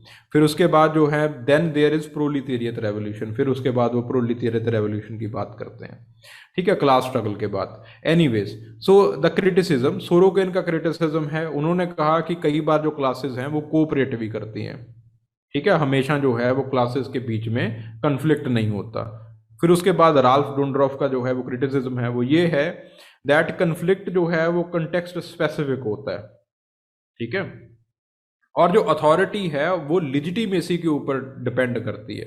जैसे किंग की अथॉरिटी है, किंग को मेडिवल टाइम्स में कहा जाता था दैट ही इज दी वो भगवान की परछाई है, तो उसको भगवान की अथॉरिटी दे दी. तो जो आपके पास क्लास कंटेक्स्ट, जो आपके पास सोशल स्ट्रेटिफिकेशन, सोशल रैंकिंग का कंसेप्ट होता है उसमें एक लिजिटिमेसी की बात आती है. तो लिजिटिमेसी की बात जो है वो कार्ल मार्क्स नहीं कर पाते यहाँ पे. ठीक है, देन और उसके बाद मल्टी डायमेंशनल थ्योरी जो वेबर की है. वेबर 3 चीज़ें बताते हैं यहाँ पे सोशल स्ट्रेटिफिकेशन के अंदर. क्लास स्टेटस और पार्टी. दिस क्लास स्टेटस और पार्टी ये लिखना जो है वो इम्पॉर्टेंट है. क्लास का मतलब आपकी इकोनॉमिक पोजीशन कैसी है. स्टेटस का मतलब समाज में आपको लोग हैं जो है वो कितना मानते हैं. उसके बाद पावर, पार्टी का मतलब क्या है कि आपकी पावर क्या है, कि आपके अंदर एबिलिटी कितनी है कि आप जो है वो दुनिया को रजिस्ट कर सको. ये होती है party, this is the power. इस तरह से जो है वो वेबर जो है वो पावर को डिफाइन करते हैं. ठीक है, तो आपके पास 4 तरह का जो है वो कैटेगराइजेशन वेबर करके आपको दिखा देते हैं। पहली है जो अपर क्लास जिसके पास प्रॉपर्टी है। दूसरी है आपके पास अपर क्लास जिसके पास पावर प्रॉपर्टी नहीं है लेकिन वो वाइट कॉलर जॉब कर रहे हैं, एमएनसीज वगैरह में लगे हुए हैं। चौथी है जो आपके पास बोर्जवा की क्लास है। बोर्जवा की क्लास का मतलब पिटी बोर्जवा का मतलब है कि जो जिन्होंने छोटे मोटे अपने काम काज स्टार्ट किए हुए हैं, कि जिनके पास एबिलिटी है कि ऊपर जाना चाहते हैं, प्रॉपर्टी लेस वाइट कॉलर भी वो जो है वो अपना अच्छे से पढ़ाई करते हैं, आईआईटीज वगैरह में जाते हैं और फिर उसके बाद जॉब ले लेते हैं, कोई बड़ी जो पेइंग जॉब है वो ले लेते हैं। जो चौथी और सबसे कम आती है वो होते हैं मैनुअल वर्कर्स, जो ब्लू कॉलर जॉब्स वाले होते हैं। सो मॉडर्न टाइम्स के साथ लगती हुई आपके पास जो है मल्टी डिमेंशनल थ्योरी जो है, और जो मल्टी डिमेंशनल अप्रोच के साथ थ्योरी जो है वो वेबर देते हैं। ठीक है, फिर उसके बाद इसका जो है क्रिटिसिज्म आता है। पहला क्रिटिसिज्म जो है वो मार्क्सिस्ट ही करते हैं। ठीक है, फिर उसके बाद जो है WG रूचमैन जो हैं वो आपके पास इन्हीं 4 क्लासेस को क्रिटिसाइज करते हैं और अपनी जो है वो 7 क्लासेस को वो बना देते हैं। दैट देयर आर 7 पार्ट, आपके पास 7 अलग अलग क्लासेस होती हैं, 4 क्लासेस नहीं होती। Upper class, upper middle class, middle middle class, lower middle class, skilled working class, unskilled working class, under class, इस तरह से जो है वो रूचमैन करते हैं। फिर लेंस्की आते हैं, उनकी किताब थी पावर एंड प्रिविलेज।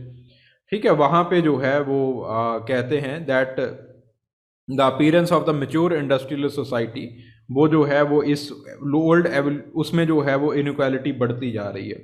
तो जो नीचे वाले लोग हैं उनको जो है वो ऊपर आने ही नहीं दिया जा रहा।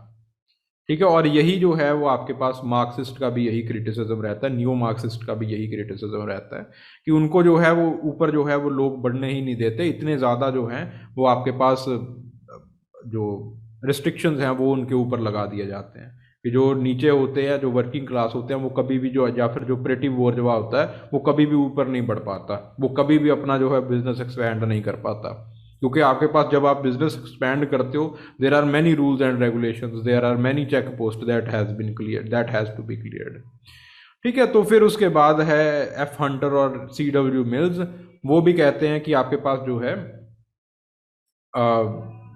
कुछ ऐसी क्लासेस भी बन चुके हैं जो कि बहुत बड़े बड़े नेशंस को, मॉडर्न नेशंस को जो है वो कंट्रोल करती हैं, उनकी डेस्टिनी को गवर्न करती हैं। फॉर एग्जांपल फेसबुक इतनी बड़ी जो है वो एसोसिएशन बन चुकी है, अब उसको फेसबुक को कहाँ पे रखोगे आप?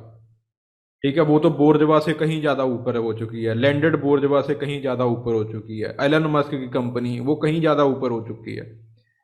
ठीक है, आपके पास अमेजोन वो कहीं ज़्यादा ऊपर हो चुकी है। सो दीज सोशल और these Giants they control, they have value more than a nation, एक पूरी नेशन की GDP से ज़्यादा एक बंदे की वैल्यू है। तो ये पूरे के पूरे नेशन की डेस्टिनी गवर्न कर सकते हैं ऐसे इंडिविजुअल्स। ठीक है, तो ऐसे इंडिविजुअल आ चुके हैं, उनको कहाँ पे रखोगे सोशल स्ट्रेटिफिकेशन में? ठीक है, so this is the concept of the social stratification. और जो लास्ट अप्रोच है, कई बार ये पूछ लिया जाता है कि कार्ल मार्क्स और वेबर के बीच में डिफरेंस है। Again not very important. Anthropological approach, it was given bye MG Smith, please read them. यहाँ पे ये सिर्फ यह कहते हैं कि आपके पास सेक्स रोल्स के हिसाब से, एज के हिसाब से प्री कैपिटलिस्ट सोसाइटी में ऑलरेडी जो थी सोशल स्ट्रेटिफिकेशन थी। ट्राइबल्स के अंदर जो है वो सोशल स्ट्रेटिफिकेशन होती है, ट्राइबल जो हैं वो एगैलिटेरियन सोसाइटीज नहीं होते। जैसे फॉर एग्जांपल कार्ल मार्क्स कहते हैं कि आपके पास जो ट्राइबल्स हैं, ट्राइबल में देयर इज प्रिमिटिव कम्युनिज्म, और प्रिमिटिव कम्युनिज्म में एगैलिटेरियन है, सब जो हैं वो इक्वल हैं। तो MG स्मिथ कहते हैं कि ऐसी कोई बात नहीं है। MG स्मिथ कहते हैं कि ऐसी कोई बात नहीं है, on the basis of age, sex, kinship, वहां पे भी हो जो है वो सोशल स्टेटस की डिवीजन होती है। ठीक है, हाँ पैसे के रिगार्डिंग ना डिवीजन हो, लेकिन किनशिप और इन चीजों के ऊपर जो है वो वहां पे डिवीजन रहती है। So this is the social stratification, another very very important topic. भाई यहां से चीजें पूछी जा सकती हैं। Then society and culture. ठीक है, सोसाइटी एंड कल्चर बेसिकली आपके पास 2-3 चीजें हैं यहाँ पे। पहला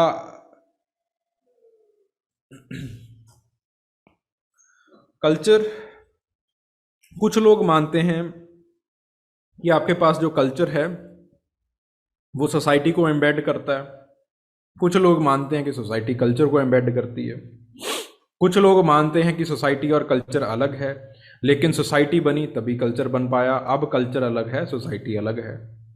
फिर आपके पास कुछ जो कहते हैं वो कहते हैं कि ये जान लेना नॉट वेरी इंपॉर्टेंट कि सोसाइटी पहले आया कल्चर पहले आया, अब जो है वो दोनों जो हैं वो इंटरडिपेंडेंट है। ठीक है। सो इसी के ऊपर एक और सवाल पूछा जाता है that cultural is a natural construct. Cultural क्या नेचुरल कंस्ट्रक्ट है या फिर इट इज़ मैन मेड। ठीक है, अगेन उसको भी जो है वो इसी तरह से आपको जो है वो फॉलो अप करना है, इसी तरह से जो है वो आपको लिखना है। ओके, उसमें मलिनोस्की कहते हैं कि कल्चर इज नेचुरल, कल्चर बना तभी आपके पास सोसाइटी बन पाई। तो culture is all embedding including society, society बाद में आती है, कल्चर पहले आता है। But on the other hand there is Radcliffe Brown Evans Pritchard और आपके पास एडमंड लीड जैसे फंक्शनलिस्ट हैं जो कहते हैं कि society it concerns with the social interpersonal intergroup relationships. ठीक है, while culture it is a overall design and perception, design and perception है for the great variety of the human behaviour. ठीक है, तो आपके पास अगर पहले सोशल रिलेशनशिप्स बनेंगे तभी तो लोग डिसाइड करेंगे कि क्या लॉ बनाना है हमें, क्या जो है वो ह्यूमन बिहेवियर को किस तरह से गवर्न करना है। तो there are some people that think कि आपके पास जो कल्चर है वो लोगों ने जानबूझ के बनाई हुई है, बाद में आई है कल्चर। जो आपके पास सोसाइटी है वो पहले आ गई थी, सोसाइटी जो है नेचुरल कंस्ट्रक्ट है और जो कल्चर है वो बाद में बना है। ठीक है, फिर आपके पास जो है वो then there is another school जो ये नहीं मानता कि कल्चर कौन आया पहले कौन नहीं आया पहले। फॉर एग्जाम्पल लेवी स्ट्रॉस और आपके पास एल्फ्रेड क्रोबर। एल्फ्रेड क्रोबर कहते हैं कि आपके पास जो there is a organic nature that is in the society, society के अंदर एक ऑर्गेनिक नेचर होता है। ठीक है, ऑर्गेनिक नेचर का मतलब जो है वो जो सारी चीज़ें हैं, ये जो सारी चीज़ें दिखाई दे रही हैं, ये सब कुछ जो है सोसाइटी है। ठीक है, तो जब आप सोसाइटी के पास जाते हो सोसाइटी कल्चर को बनाती है, लेकिन फिर जो कल्चर है वो अलग हो जाता है, वो सुपर नेचुरल हो जाता है, या फिर जो है वो super organic, not super natural, super organic हो जाता है। जब वो सुपर ऑर्गेनिक हो गया कल्चर तो वहाँ पे जो है वो अब जो सोसाइटी है वो कल्चर को जो है वो छू नहीं सकती, अब ऑर्गेनिक कल्चर और सुपर ऑर्गेनिक जो है वो ऑर्गेनिक से परे निकल गया। इस तरह से वो बताते हैं कि पहले से तो ज़रूर सोसाइटी आई होगी, लेकिन अब जो है वो कल्चर कुछ और बन चुका है, अब वो सुपर ऑर्गेनिक बन चुका है, दे आर डिफरेंट, अब वो दोनों चीज़ें डिफरेंट हो चुकी हैं। लेवी स्ट्रॉस भी इसी तरह से समझाते हैं, बस लेवी स्ट्रॉस यहाँ पे क्रोबर ऑर्गेनिक सुपर ऑर्गेनिक यूज़ करते हैं, Levi Strauss mental model use करते हैं। लेवी स्ट्रॉस का जो कीवर्ड है वो है मेंटल मॉडल। ठीक है, फिर आपके पास रेडफील्ड आते हैं, रॉबर्ट रेडफील्ड जैसे सिविलाइजेशनिस्ट, दीज आर नोन एज सिविलाइजेशनिस्ट, इनको हम सिविलाइजेशनिस्ट कहते हैं। वो कहते हैं कि आपके पास जो कल्चर और सोसाइटी है दे आर इंटरवोवन कंसेप्ट, एक चीज़ दूसरे चीज़ के बगैर जो है एग्जिस्ट नहीं कर सकती। अगर कल्चर चला गया तो सोसाइटी चले जाएगी, सोसाइटी चलेगी तो कल्चर का नामो निशान नहीं रहेगा। ठीक है, तो आपके पास this is how Robert Redfield से ज़्यादातर जो है वो यू कैन कंक्लूड। ठीक है, तो इस तरह से जो है वो चीज़ों को आपको लिखना है।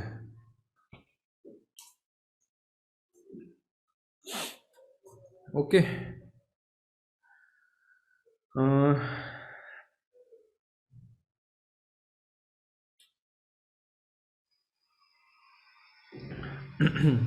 देन स्टेटस एंड रोल, भाई ये खुद देख लेना, एस्क्राइब्ड स्टेटस, अचीव्ड स्टेटस, ये जो सारी चीज़ें हैं it was given bye Ralph Linton ने दी थी, तो उन्होंने स्टेटस एंड रोल की बात की।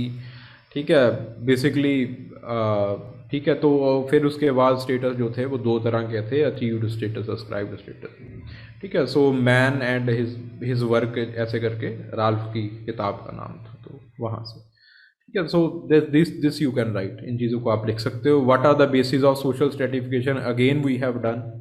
ठीक है, discuss with examples. Explain the concept of status and role in anthropology, again Ralph Linton वाला सवाल है। Write detailed note on the polyandry society, ये ट्राइबल का पार्ट है। आई विल, हाँ, आज मैं आपको इस लेक्चर के बाद ट्राइबल की जो केस स्टडीज़ हैं या फिर ट्राइबल का जो भी इम्पोर्टेंट है वो मैं आपको भेज दूंगा, प्लीज़ गो थ्रू देम। उनके बीच में ही देयर विल बी अप्रॉक्सीमेटली मैं जो है वो उसके 25 पेजेस का एक डॉक्यूमेंट बनाऊंगा जिसके अंदर जो है वो ट्राइबल की सोशल ऑर्गेनाइजेशन के बारे में लिखा होगा, ट्राइबल का जो आपके पास एथनिक डाइवर्सिटी है, लिंग्विस्टिक डाइवर्सिटी है ट्राइबल्स में, वो लिखा होगा, डाइवर्सिटी इन ट्राइबल्स करके। Just go through them. और आपके पास फॉर एग्जांपल आप ट्राइबल की इकोनॉमिक ऑर्गेनाइजेशन को पढ़ रहे हो, एलपी विद्यार्थी की इकोनॉमिक ऑर्गेनाइजेशन को पढ़ रहे हो, तो हर एक इकोनॉमिक ऑर्गेनाइजेशन के दो दो जो है वो ट्राइबल के एग्जाम्पल ही देख लेना, याद कर लेना, ठीक है। Then social stratification, social structure that we have done. भाई social structure it is the part of theories, ये थ्योरीज का पार्ट है। Okay okay, so explain the impact of the feminist movements on the family structure. ठीक है, देखिए यहाँ पे दो सवाल हैं। एक मैं आपको जो है वो पीडीएफ भेज दूंगा, दैट ये पूछा जा सकता है that is marriage universal in India, marriage जो है वो इंडिया के अंदर यूनिवर्सल है या नहीं है। या फिर ये सवाल पूछा जा सकता है कि मैरिज की एज इंडिया के अंदर कम हुई है, वो ज़्यादा हुई है। इस तरह से जो है सवाल पूछे जा सकते हैं। That I will provide you PDF, उसका मैं आपको जो है वो एक पीडीएफ दे दूंगा, ठीक है। वहाँ पे मैंने अलग अलग रेफरेंसेस लेके जो है वो चीज़ों के बारे में बताया है। आई जस्ट उस चीज़ को मैं आपको एक बार दिखा देता हूँ। It will be quite easy for you, जो चीज़ें हैं वो ईजी रहेंगी आपके लिए एक बार रिवाइज करने के लिए, ठीक है। So this is the universality of the institution of marriage. तो इनिशियली जो है वो आपके पास देखिए, अगेन इसी चीज़ के ऊपर एक और सवाल पूछा जा सकता है कि आपके पास लिविंग इन रिलेशनशिप वो मैरिज है या फिर नहीं है, या फिर लिविंग इन रिलेशनशिप को कहाँ सिचुएट करते हो आप मैरिज के बीच में, ठीक है। सो मैरिज के अंदर जो है वो ये सारी चीज़ें होती हैं। इट इज़ अ रिलेशनशिप जो कि सोशली अप्रूव होता है, जो कि कस्टम्स और लॉ से सैंक्शन होता है। These custom and laws they can be formal और इनफॉर्मल, ये फॉर्मल भी हो सकते हैं और इनफॉर्मल भी हो सकते हैं, ठीक है। सो जो बिहेवियर है सेक्सेस का, वो ये कस्टम्स, ये लॉज जो हैं वो आपके पास जो हैं वो बिहेवियर को रेगुलेट करते हैं। कौन कौन सी ड्यूटी करेगा, किसका क्या प्रिविलेज होगा, ये सारी चीज़ें जो हैं वो मैरिज के अंदर डिफाइन होती हैं, ठीक है। ये आपके पास जो है वो दोनों मियाँ बीवी का जो है वो मैरिज के अंदर ये तालमेल रहता है। फिर उसके बाद अगली जो इम्पोर्टेंट चीज़ है वो ये है कि जो बच्चा मैरिज के अंदर पैदा होता है वो लिजिटिमेट होता है, ठीक है। फिर उसके बाद ये लिजिटिमेसी फादर और मदर की जो प्रॉपर्टी है उसके अंदर उसको हिस्सा दिलाती है, ठीक है। So thus this is the marriage, ये आपके पास मैरिज के अंदर ये सारी चीजें आती हैं। This is the condition of marriage, ठीक है। तो आपके पास कोई किसी भी तरह की मैरिज के बारे में चीजें आ जाएं, whether living in relationship it is marriage, फलां ट्राइब में कोई मैरिज बाय प्रोबेशन हो रहा है, इज इट मैरिज, कुछ भी ऐसी चीजें आ जाए, कुछ भी ऐसा कुछ आ जाए, तो वहां पे आपको इन चीजों से ही एनालिसिस करवाना है, ठीक है, कि मैरिज के साथ जो है वो ये चीजें होती हैं। कौन से एंथ्रोपोलॉजिस्ट लिखने हैं दैट आई विल टेल जब आपके पास ये जो सवाल आएगा, ठीक है। आपके पास लीच वगैरह ने ये सारी चीजें जो है वो आपको निकाल के दी हुई हैं, ठीक है। तो ये जो सारी चीजें हैं वो मैरिज के अंदर होती है। कुछ भी आ जाए you have to do these things. फिर ये समझाया हुआ कि आपके पास जो हिंदू मैरिज है वहाँ पे why it is so important, कि क्यों ये इतनी इम्पॉर्टेंट है। और फिर उसके बाद मुस्लिम कम्युनिटीज़ में भी आपके पास जो है वो मैरिज का बहुत बड़ा रोल रहता है, क्रिश्चियनिटी में भी बहुत बड़ा रोल रहता है, ठीक है। Then this particular committee it is very important, committee on the status of women 1974, because feminist लहर में ये कमेटी का बहुत बड़ा योगदान रहता है। इस कमेटी की फाइंडिंग्स के ऊपर जो मॉडर्न लॉज बनाए गए हुए हैं, जो आपके पास 80-90 के दशक में जो लॉज बनाए गए हैं, वो इसी कमेटी की रिपोर्ट के ऊपर बनाए गए हैं। Committee on status of women in India, CSWI committee. ठीक है, so please read this. Marriage at age जो है वो मैरिज की किस तरह से बढ़ रही है, किस तरह से कम हो रही है। सो दास एंड डे की स्टडी है, घोष की स्टडी है, यहाँ पे सेंसस रिपोर्ट की मैंने थोड़ी बहुत जो फिगर्स हैं वो निकाली हैं। ठीक है, सो इस तरह से please read them.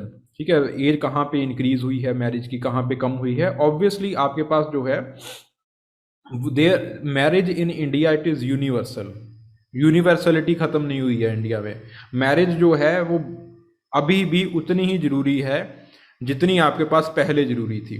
Feminist movements जो हैं वो इंडिया में इतनी ज़्यादा नहीं आई कि उसने मैरिज जो है वो उसको बंद कर दिया हो। So according to CSWI there is only 0.5% women India में जो कि कभी मैरी नहीं करती। नहीं तो मैरिज जो है वो आपके पास इंडिया के अंदर वीमेन की जो है वो डेस्टिनी बन चुकी है। So this is what you have to write कि मैरिज जो है वो अभी भी यूनिवर्सल है इंडिया के अंदर। ठीक है, again please go through that. अगर कोई भी सवाल पूछा जाए तो आप जो है वो लिख सको उस चीज़ को। ठीक है, और उसके बाद फैमिली स्ट्रक्चर के ऊपर क्या इसका प्रभाव पड़ा है। ठीक है, सो 74। ठीक है, so please go through this. 73 पे ये जो सारी जो चीज़ें हैं वो अलग अलग इंडस्ट्रियलाइजेशन का क्या प्रभाव पड़ा है। कुरियन की स्टडी है ये कि आपके पास जो मार्केटेबल एसेट्स हैं, तो एजुकेशन एस्पिरेशन है, एजुकेशन अटेनमेंट की वो बढ़ गई है, क्योंकि एजुकेशन के साथ ही इंडस्ट्रीज़ में आपको जो है वो जॉब मिलेगा। ठीक है, तो आपके पास फैमिली में हर जो चीज़ है वो फॉर्मल ट्रेनिंग से होती है आजकल। तो लोगों को वीमेन को, मर्दों को बाहर निकलना पड़ता है। ठीक है, जो इसी के कारण जो आपके पास है जो छोटे हाउसेस हैं वो आपके पास बनना शुरू हो गए हैं, क्योंकि लोग जो हैं वो अर्बन एरियाज़ में जाना स्टार्ट हो गए हैं। ठीक है, फिर उसके बाद गडेली कहते हैं कि आपके पास जो है बॉयज़ जो हैं उनको जो है वो ज़्यादा इकोनॉमिक फ्रीडम दी जा रही है, लड़कियों को अभी इतनी ज़्यादा फ्रीडम जो है नहीं दी जा रही। फिर मुलाटी की स्टडीज़ हैं कि there is separation of work, spouse अपने काम करने जाती, जो आपके पास वीमेन है वो अपने काम करने जाती है, मेल जो है वो अपने काम करने जाता है। सो दोनों के बीच में जो है कोऑर्डिनेशन गैप हो गया है। नई नई आइडियोलॉजीज आती जा रही हैं जिसके कारण कि आपके पास डिवोर्स रेट जो है वो बढ़ता जा रहा है। ठीक है, कूनी कहते हैं कि माल एडजस्टमेंट्स जो हैं वो एक नया नॉर्मल बन चुके हैं, नॉर्मल बिहेवियर बन चुके हैं आपकी सोसाइटी का, कि मियाँ बीवी को एक दूसरे के बारे में कोई खबर नहीं है लेकिन फिर भी इकट्ठा रह रहे हैं। वो ऐसी माल एडजस्टमेंट्स होती जा रही हैं। ठीक है, फिर उसके बाद impact on house hold work. Gulati की एक स्टडी है women and family in India, 1995 में उन्होंने जो है वो की थी। ठीक है, तो वो कहते हैं कि नए नए गैजेट्स आ गए हैं लेकिन विमेन का काम जो है वो उतने का उतना ही है। तो आपके पास हेल्थ जो है वो नए नए गैजेट्स ने इम्प्रूव की है, लेकिन विमेन की जो ट्रेजेडी है इंडस्ट्रियलाइजेशन के चलते, मॉडर्नाइजेशन के चलते वो बड़ी है, वो ज़्यादा हुई है। ठीक है, फिर उसके बाद ऑर्गेनाइजेशनल एस्पेक्ट के ऊपर गुडी ने स्टडी की है, निमकोफ ने स्टडी की है, मिडलटन ने स्टडी की है, कोहन ने, मेंडलबूम ने, कोलिंडा ने, सिंजर ने, ये सारी स्टडी की हैं। ठीक है, इनका नाम लिखने के बाद you will write all those things कि आपके पास जो साइज़ है वो छोटा हो गया है। ठीक है, सो ये सारी चीज़ें प्लीज़ आप रीड कर लीजिएगा। अर्बनाइजेशन का क्या इम्पैक्ट हुआ है, गुलाटी की अगेन उसी वुमेन एंड फैमिली के अंदर जो है वो स्टडी हुई है। ठीक है, so please read these things, इन चीज़ों को एक बार पढ़ लीजिए। लाल की स्टडी है, साइबोर्न की स्टडी है इंडिया के अंदर। Now the impact of the women liberation movement, Chaudhary की स्टडी है, KS सिंह की स्टडी है। ठीक है, कि विमेन और फैमिली के जो आपके पास लिबरेशन मूवमेंट का जो है वो फैमिली के ऊपर क्या इम्पैक्ट पड़ा है। ठीक है, सो ये सारी चीज़ें प्लीज़ गो थ्रू देम, बहुत ही सिंपल सी चीज़ें हैं। फिर उसके बाद दुबे की स्टडी है, कक्कर की स्टडी है। ठीक है, कि मटेरियल एडजस्टमेंट जो हैं किस तरह से चेंज हो रही हैं। पटनायक की स्टडी है, सिन्हा की स्टडी है। ठीक है, प्लीज़ एक दो चीज़ें जो हैं वो देख लीजिएगा इसमें से। पेरेंट चाइल्ड रिलेशनशिप किस तरह से इफेक्ट हुआ है विमेन लिबरेशन मूवमेंट्स की वजह से। ठीक है, सो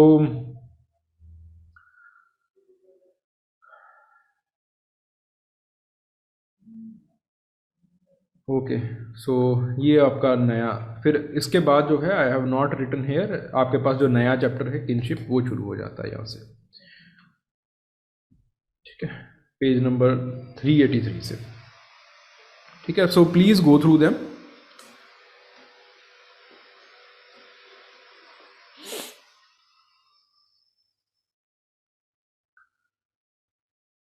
ठीक है, सिंपली ये लिखना जो है वो आपका मुसीबत का हल नहीं होगा, वो इसको इन चीज़ों को हल नहीं करेगा कि आपके पास जो है वो फैमिली का साइज छोटा हो गया जी, ये हो गया जी, वो हो गया जी, डाइवोर्स हो गया जी, फना हो गया, दिमकान हो गया।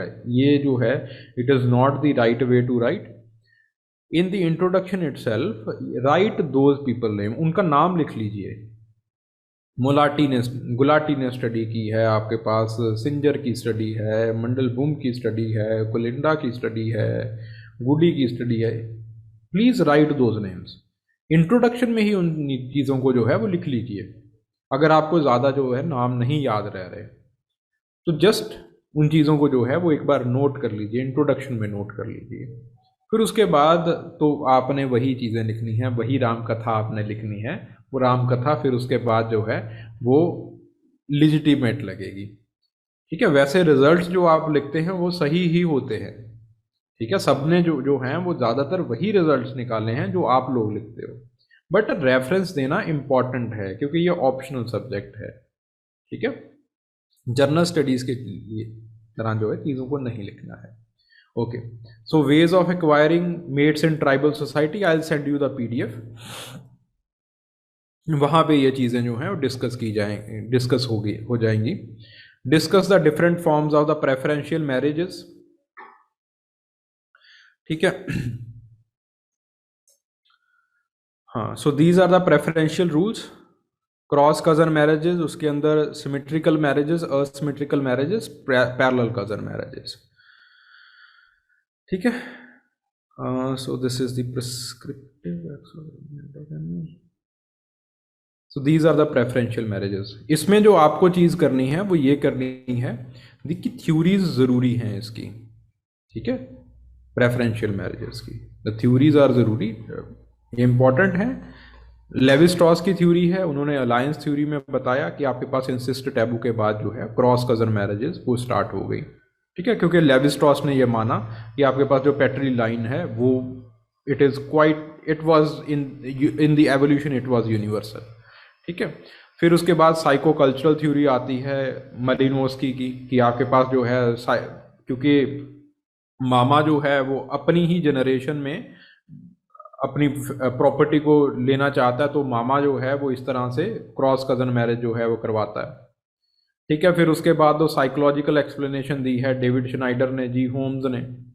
उन्होंने कहा कि आपके पास जो है वो एक क्या कहते हैं कि सिंपैथेटिक रिलेशनशिप जो है वो डेवलप हो जाता है फादर की अथॉरिटी के अगेंस्ट मदर साइड में। तो आपके पास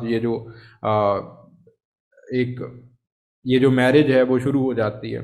देन सर जेम्स फ्रेजर, उन्होंने कहा कि आपके पास टोटमिज्म की वजह से, एक्सोगेमी की वजह से आपके पास क्रॉस कजन मैरिजेस जो हैं स्टार्ट हुई हैं।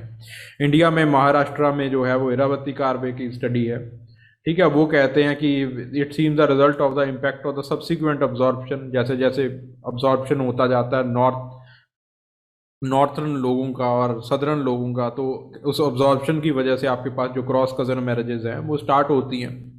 फिर उसके बाद आर सिन्हा ने आकाश जो है वो आपके पास जो अरुणाचल प्रदेश में है वहाँ पे स्टडी किया है। ठीक है, तो वो कहते हैं कि जो आपके पास बच्चे हैं वो पैरेलल कजन में वो फेमिलियर हो जाते हैं, क्रॉस कजन हो जाती है उसके कारण। हंट और हिटहैक ने स्टडी किया है इंडिया के अंदर। ठीक है। तो वो कहते हैं कि क्योंकि आपके पास बहुत सारे टैबूज हैं मैरिज को लेके, तो बंदा कहता है कि चलो कोई बात नहीं, क्रॉस कजन मैरिज ही करवा लेते हैं, कि जो इंडियन लोग हैं मैरिज को लेके बहुत बड़ी नाक है उनकी। ठीक है। तो आपके पास बाइलेटरल क्रॉस कजन मैरिजेस हैं, these are the bilateral patri, please go through them. ठीक है। फिर उसके बाद पैरेलल कजन मैरिजेस की अगेन यू हैव थ्योरीज। ठीक है। रोजफील्ड की थ्योरी है। ठीक है। उनकी थ्योरी है कि रोजफील्ड और बाथ की थ्योरी है। रोजफील्ड कहते हैं कि कंसोलिडेशन ऑफ प्रॉपर्टी के लिए ये इंपॉर्टेंट होती है। फिर उसके बाद वो कहते हैं कि बात कहते हैं कि कोऑपरेशन ग्रुप बन जाता है, जैसे बेडुइन्स के अंदर बनता है, तो उसके लिए जो है वो आपके पास पैरेलल कजन मैरिज की जाती है। फिर मदन ने बताया कि क्लास स्टेटस जो है वो बढ़ाने के लिए पैरेलल कजन मैरिज की जाती है। अग्रवाल की स्टडी है, माइंस की स्टडी है, वो कहते हैं कि ये मैरिज पेमेंट जो दहेज है वो रेगुलेटेड रहता है, वो ठीक ठाक रहता है, क्योंकि अपने ही परिवार में लेन देन होता है। ठीक है। तो दहेज जो है वो कंट्रोल में रहता है, तो उसके कारण जो है वो आपके पास ये मैरिज की जाती है। दूबे हैं, दूबे कहते हैं कि मुस्लिम और ट्राइबल ट्रेडिशन के एडमिक्सचर की वजह से आपके पास ये जो मैरिज है वो होती चली जा रही है। Please read through them. भाई यहाँ से चीज़ें जो हैं वो पूछी जाती हैं, इनको जो है वो एक बार प्लीज इन चीज़ों को जो है वो एक बार देख लीजिएगा। ठीक है। क्योंकि अगेन एक सवाल पूछा गया था, आई थिंक सवाल तो जो था वो 90s का था, लेकिन वो पूछा गया था कि आपके पास किस तरह से जो है वो ये मैरिजेस जो हैं वो की जा रही हैं, ये मैरिजेस क्यों की जा रही हैं। ठीक है। कि क्रॉस कजन मैरिजेस इंडिया में क्यों होती हैं। अब ये जो क्यों है वो थ्योरीज ही बताएंगी। ठीक है। तो इस तरह से आपको वहाँ पे डायरेक्टली थ्योरीज पूछी गई हैं। तो ऐसा सवाल जो है वो पूछा भी जा सकता है कि क्यों होती है प्रेफरेंशियल मैरिज। ठीक है। तो ये सारी चीज़ें जो हैं वो आपको लिखनी है। देन लिविंग इन रिलेशनशिप, इसको जो है वो अगेन उसी हिसाब से लिखना है। एक बार 303 में आप जो लोग हैं जिन्होंने मैरिज के बारे में बताया है, मलिनोस्की कहते हैं कि जो फंक्शन है मैरिज का वो बायो साइकिक नीड्स हैं, लिविंग इन रिलेशनशिप में ये पूरा हो रहा है। रेडक्लिफ ब्राउन कहते हैं कि एक फैमिली जो है वो क्रिएट हो जाती है, नरिशमेंट ऑफ चिल्ड्रन जो है वो प्रॉपर रहता है। ठीक है। देयर आर सर्टन स्टडीज़ जो कि ये बताती हैं कि आपके पास जो नरिशमेंट है वो चिल्ड्रन का कल्चराइजेशन नरिशमेंट जो है वो प्रॉपर नहीं हो रहा है। ठीक है। तो यहाँ पे जो आपके पास मैरिज जो है वो लैक करती है थोड़ा सा। देन उसके बाद लीच कहते हैं कि जॉइंट प्रॉपर्टी फंड जो है वो वुमेन साइड से भी आ जाता है और मेल साइड से भी आ जाता है, एक जॉइंट वेंचर बन जाता है दोनों का। तो ये आपके पास जो है वो नहीं बन पा रहा है लिविंग इन रिलेशनशिप्स में। लिंटन कहते हैं कि आपके पास रोल एंड रिस्पॉन्सिबिलिटीज़ वो फैमिली के अंदर पूरी रहती हैं। तो yes, role and responsibilities living in relationships में रहती हैं। देन लेवी स्ट्रॉस की एक अलायंस जो है वो दोनों परिवारों का क्रिएट हो जाता है। नो, अलायंस जो है दोनों परिवारों का नहीं क्रिएट होता। बहुत इंस्टांसेस में पता ही नहीं होता कि लड़का लड़की जो हैं वो लिविंग इन रिलेशनशिप में रह रहे हैं, तो अलायंस क्रिएट होना तो बहुत दूर की बात है। ठीक है। फिर उसके बाद रेमंड फिफ्थ कहते हैं, ठीक है, कि आपके पास जो रिचुअल्स के हिसाब से marriage bind everything together in the society in the form of the ritual descent association. तो यहाँ पे कोई बॉन्डेज वगैरह जो है वो सोसाइटी में ऐसी चीज़ों से नहीं दिखाई देता, रादर इन चीज़ों के ऊपर सोसाइटी आपको बटी हुई दिखाई देती है। ठीक है। तो ट्रांसफ़र ऑफ गुड्स होता है, इसके बीच में डोरी वगैरह होती है, तो ऑब्वियसली डोरी वगैरह नहीं होती। सो किस तरह से आप इसका करोगे, इन चीज़ों को बताओगे दैट आपके पास जो लिविंग इन रिलेशनशिप है ये इसलिए डेवलप हुआ है because there has been change in the, आपके पास एक चेंज आया है, सोसाइटी के अंदर चेंज आया है, तो आपके पास जो है वो लिविंग इन रिलेशनशिप जो है वो बना है। It is the primordial form of marriage. ये एक प्राइमोर्डियल फॉर्म ऑफ मैरिज है जो कि बायोसाइकिक नीड्स, सेक्सुअल ग्रेटिफिकेशन की नीड प्रोड्यूस कर रही है। बच्चा जो है वो भी प्रोड्यूस हो सकता है, बच्चे का नरिशमेंट भी हो सकता है। बच्चे के कल्चराइजेशन में देयर आर सम स्टडीज की प्रॉब्लम आती हैं, लेकिन कल्चराइजेशन हो सकता है। ठीक है। Joint property fund, role and responsibilities रहती हैं। जॉइंट प्रॉपर्टी फंड नहीं बनता, अलायंस नहीं बनता दो परिवारों के बीच में। Transfer of goods and services नहीं होती हैं, ठीक है, तो आपके पास सोसाइटी को बाइंड ये नहीं कर पाती है। So there are some things that are lagging, there are some things that are fulfilled, ठीक है। So it is a primordial form of marriage, ये एक प्राइमोडियल फॉर्म ऑफ मैरिज है। This is how you have to write, ऐसे चीज़ों को लिखना है आपको। ओके जी।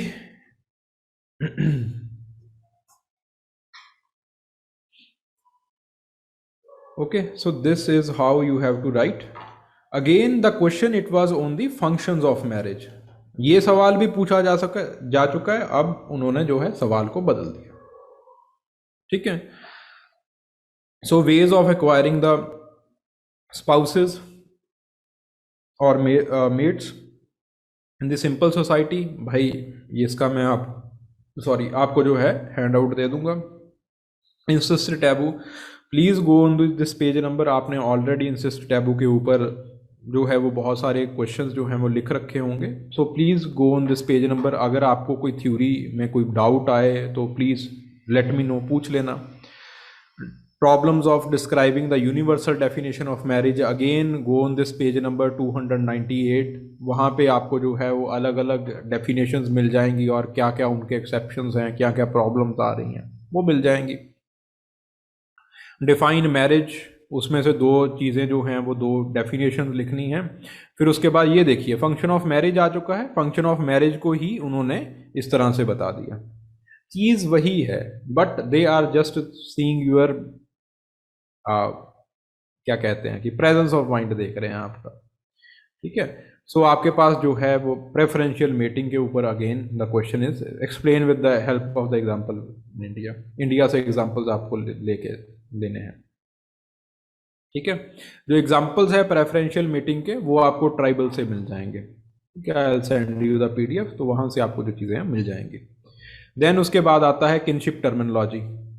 किनशिप टर्मिनोलॉजी, जब ऐसा सवाल पूछा जाए आपको किनशिप टर्मिनोलॉजी भी लिखनी है और उसके बाद किनशिप टर्मिनोलॉजी के डिटर्मिनेंट्स लिखने हैं। Please go through them. ये जो आपके पास है किनशिप टर्मिनोलॉजी है, इन्यूट सिस्टम, इन चीज़ों को देख लीजिए। इन्यूट सिस्टम में क्या है, बेसिकली ये सभी अलग रहते हैं, न्यूक्लियर फैमिली अलग रहती है। जो फीमेल है इधर वाली साइड और इसका जो टर्म है वो सेम रहेगा, जो मेल है इधर वाली साइड और इसका जो टर्म है वो सेम रहेगा, बाकी यहाँ पे सारे के सारे कजन्स होंगे। ये इन्यूट सिस्टम है। ओमाहा सिस्टम, ओमाहा सिस्टम में पूरा बायलेटरलिज्म होता है, ठीक है। दोनों तरफ से जो है वो एक मिरर लगा दिया जाता है, पूरा बायलेटरलिज्म। यहाँ पे चाचा और बाप जो है वो आपके पास इक्वल टर्म्स के ऊपर होते हैं। जो आपके पास जो मासी है और जो मासी है और आप माँ और मासी और आपके पास जो वो एक टर्म में होते हैं, ठीक है। तो आपके पास बाकी जो है वो इनको जो है जो ब्रदर सिस्टर्स हैं इनको जो है वो जेंडर के हिसाब से क्लासीफाई कर दिया जाता है। Then Crow system, Crow system के अंदर जो है वो उल्टा हो जाता है, ठीक है। तो वहाँ पे क्रो सिस्टम में ये चीज़ जो है वो ये चीज़ जो है वो खास रहती है कि आपके पास जो भुआ है और भुआ की लड़की जो है वो उसको एक नाम से बुलाया जाता है, ठीक है। ये क्रो सिस्टम के अंदर खासियत है। फिर उसके बाद आपके पास जो है वो आता है इरोको सिस्टम, ठीक है। इरोको सिस्टम में आपके पास again it is very much similar, क्या कह सकते हो कि it is very much similar to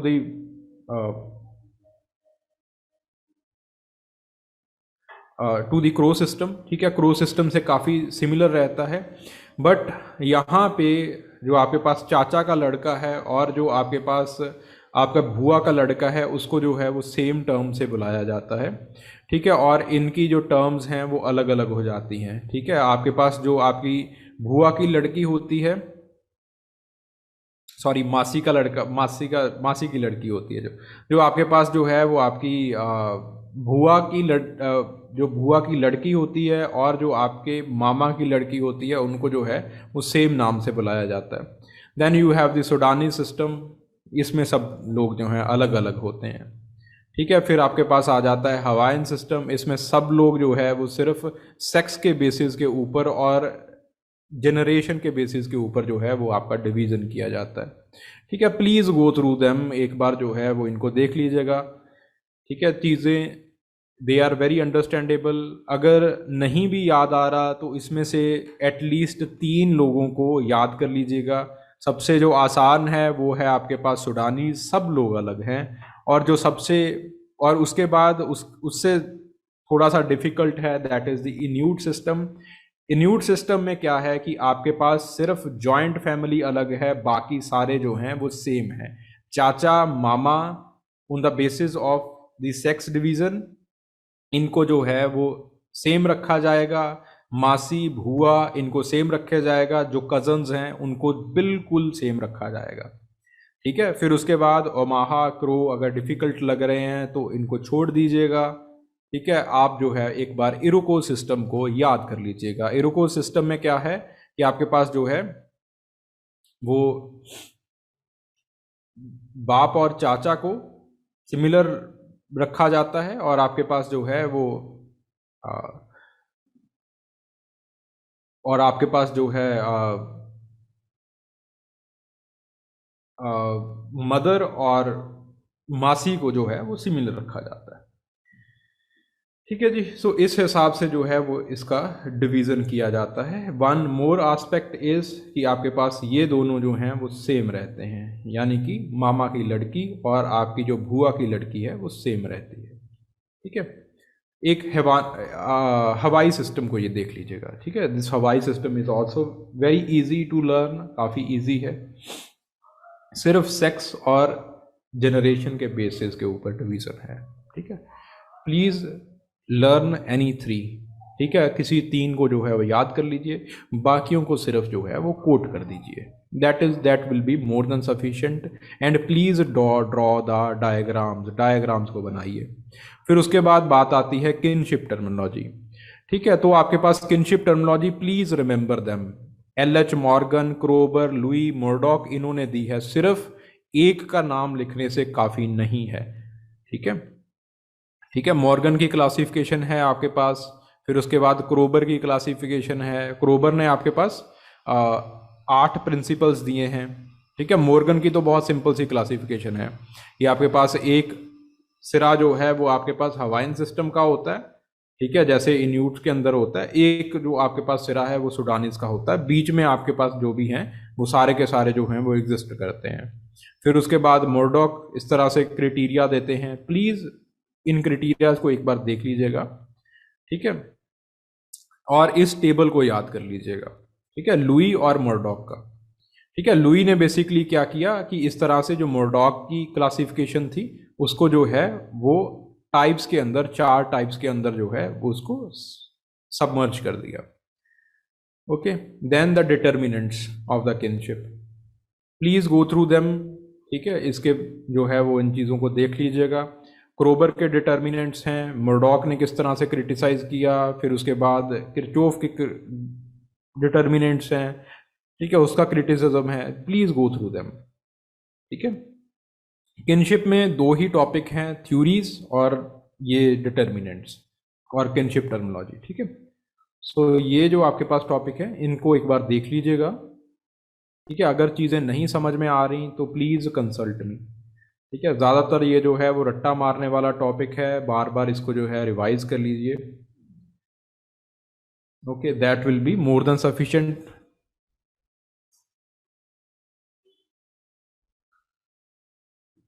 okay, so elucidate the determinants of the kinship terminology. ये हो गया भाई bilineal bilateral descent, please read it.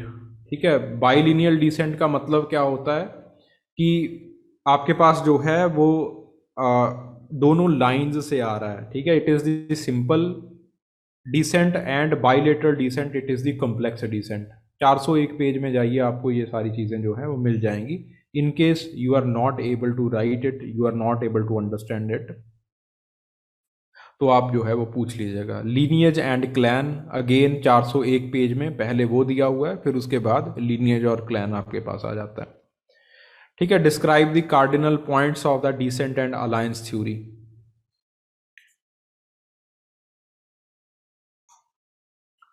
Okay, so ये आपके पास पहले किंगशिप की डेफिनेशन है। किंगशिप की definition that these are the social relationships that are derived from the blood ties. फिर उसके बाद श्नाइडर की डेफिनेशन जो है वो इंपॉर्टेंट होती है। श्नाइडर कहते हैं this is the sharing likelihood. Sharing likelihood है आपके पास जो किनशिप बनाता है। Sharing likelihood it is dependent upon two things, दो चीज़ों के ऊपर ये शेयरिंग लाइकलीहुड जो है वो डिपेंड करता है। One is the symbol of blood, blood का सिंबल। दूसरा है आपके पास the symbol of law, law का सिंबल। ठीक है, लॉ का मतलब है कि जो आपको बताता है कि आपकी जायज़ औलाद क्या है, कौन सी है, नाजायज़ औलाद कौन सी है, वो सिंबल ऑफ लॉ है। जो ब्लड का सिंबल है वो ये बताता है कि जब आपकी बायोलॉजिकल औलाद कौन है।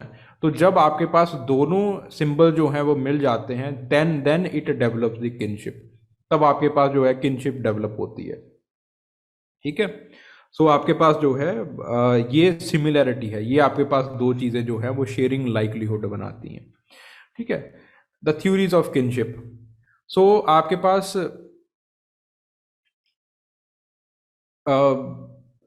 देर are two theories, one is the descent theory, दूसरी है अलायंस थ्योरी।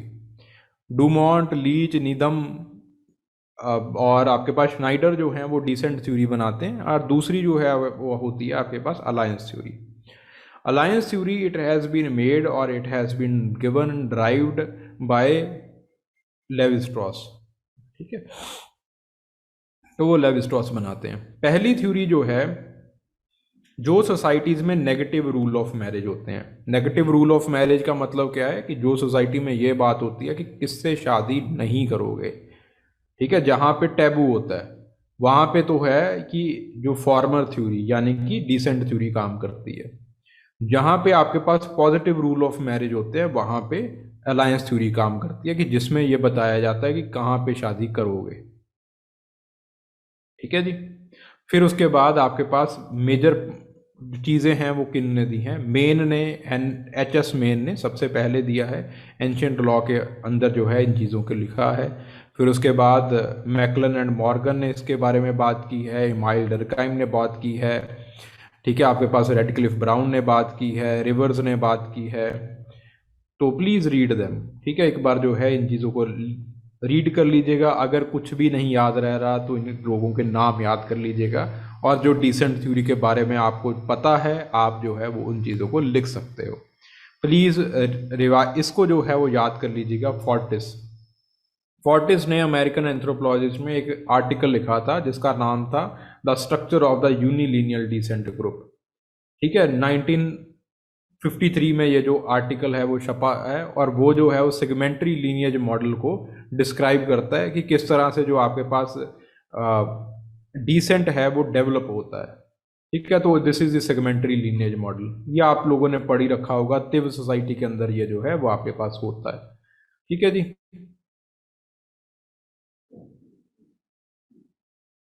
ओके, फिर उसके बाद डुमोंट ये टेरिटोरियलिटी का, किनशिप का कंसेप्ट बनाता है। फिर उसके बाद कंप्लीमेंट्री फिलिएशन जो है वो आपके पास इसी के बीच में आ जाती है, कि जहाँ पे आपके पास अफाइनल रिलेशनशिप्स होते हैं। एक तो है कि आपके पास फिलिएशन है जो कि डिसेंट ग्रुप में बिलोंग करती है, और इसके अलावा आपके पास दूसरी तरह की फिलिएशन होती है जिसको कहते हैं हम complementary filiation. So this is the complementary filiation. So M. Fortes जो है तलिंसीज गाना में काम करते हैं, और वहाँ पे वो बताते हैं कि मामा की तरफ से जो मैटरनल अंकल की मैटरनल ग्रैंड पेरेंट्स की जो फिलिएशन होती है दैट इज़ द कंप्लीमेंट्री फिलिएशन, कि वहाँ से भी जो है वो कुछ ग्रुप एसोसिएशन वो आती है, कुछ गुड्स आती हैं, कुछ ग्रुप एसोसिएशन, कोई इंसान का नाम जो है वो वहाँ से भी आता है। ठीक है, तो ये some they apply in the matrilineal societies also. फिर उसके बाद जो है क्रिटिसिज्म आ जाता है, इवन पेटचर का क्रिटिसिज्म है। ठीक है, कि वो जो है वो properly the individuals could not always, अपनी लीनियज हमेशा इंडिविजुअल जो है वो बता नहीं पाते। आपने सिर्फ जो है वो एक अफ्रीका के अंदर काम किया और उसके ऊपर आपने एक पूरी थ्योरी बना दी। ठीक है, तो आपके पास जो है वो by lineal descent it is very common, काफ़ी कॉमन रहता है, ठीक है। So this is the main criticism, ये आपके पास मेन क्रिटिसिज्म है। और भी बहुत सारे क्रिटिसिज्म है कि स्ट्रक्चरली ये प्रॉपरली समझा नहीं पाती, etcetera etcetera.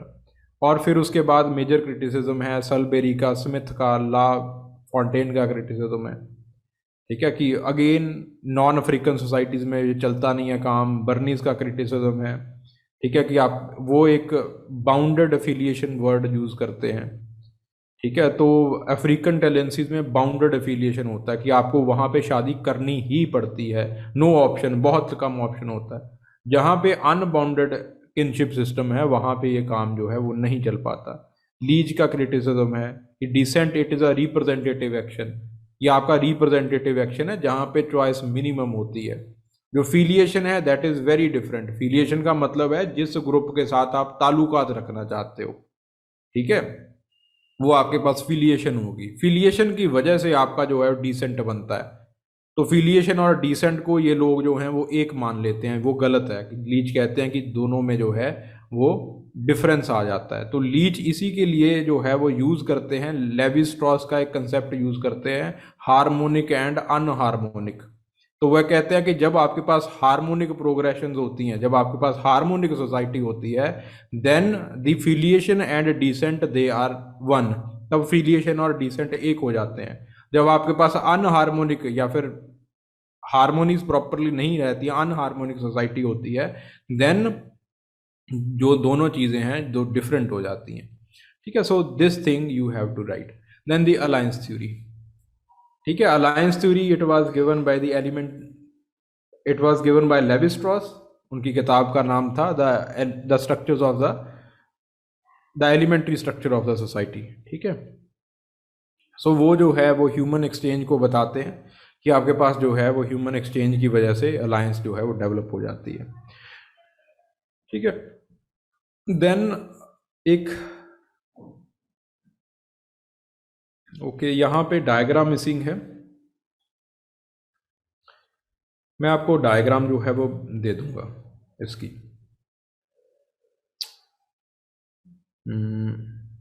The diagram is missing hair, ठीक है। चलो मैं आपको डायग्राम जो है वो सेंड कर दूंगा। बाकी इसका जो है क्रिटिसिज्म है, होम का क्रिटिसिज्म है, शनाइडर का क्रिटिसिज्म है, ठीक है। सो ये है आपके पास अलायंस और decent theory.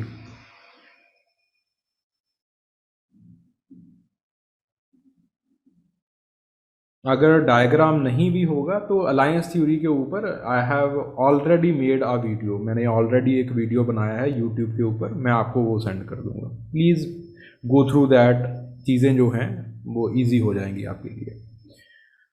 Okay, so various type of descent, please उसके आगे ही है, अलायंस थ्योरी के आगे ही है, double descent where, various type of descent, bilineal, bilateral, वहाँ पे ही सारा कुछ है। प्लीज़ रीड देम, एक बार देख लीजिएगा। What are the various factors responsible for bringing about the variation of the residents in the different societies? ठीक है, explain the, पहला सवाल है, the first question it is in the 367,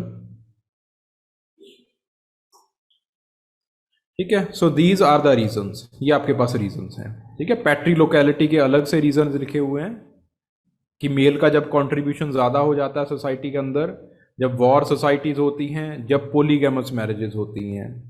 मैट्री locality, जब आपके पास फीमेल का कंट्रीब्यूशन ज़्यादा हो जाता है, हॉर्टिकल्चरल इकोनॉमीज़ में पोलीगैनस मैरिजेस कम हो जाती हैं। प्लीज़ रिमेंबर देम ऑल्सो, ठीक है। खांसी, ये सारा कुछ। एब्सेंस ऑफ वॉरफेयर, वॉरफेयर नहीं होता है, प्लंडर नहीं होता है, पॉलिटिकल ऑर्गेनाइजेशन कम होती है, प्राइमोडियल होती है। बाई लोकल डिसेंट, जब आप ज़्यादा सब्सिस्टेंस टेक्नोलॉजी, सब्सिस्टेंस इकोनॉमी में होते हो, हंटिंग गैदरिंग जैसे समोन्स हैं, या फिर there is high incidence of poverty, यानी कि जब रिसोर्सेज कम होते हैं। मेट्री पैट्री लोकल आपके जैसे डोबुअन्स में होता है, मेलिनेशियंस में। रीज़न जो है वो आपके पास है ब्राइडल सर्विस, कि जब तक ब्राइडल सर्विस नहीं होती तब तक जो है वो इंसान को, जो लाड़ा है उसको जो है, वो जो ग्रूम है उसको ब्राइड के घर रहना पड़ता है। तो कुछ टाइम वो ब्राइड के घर रहता है, फिर उसके बाद ब्राइड जो अपना ससुर होता है उसके पास वो काम करता है, फिर उसके बाद वो जो है वो अपने घर चला जाता है। This becomes the matri patri local house.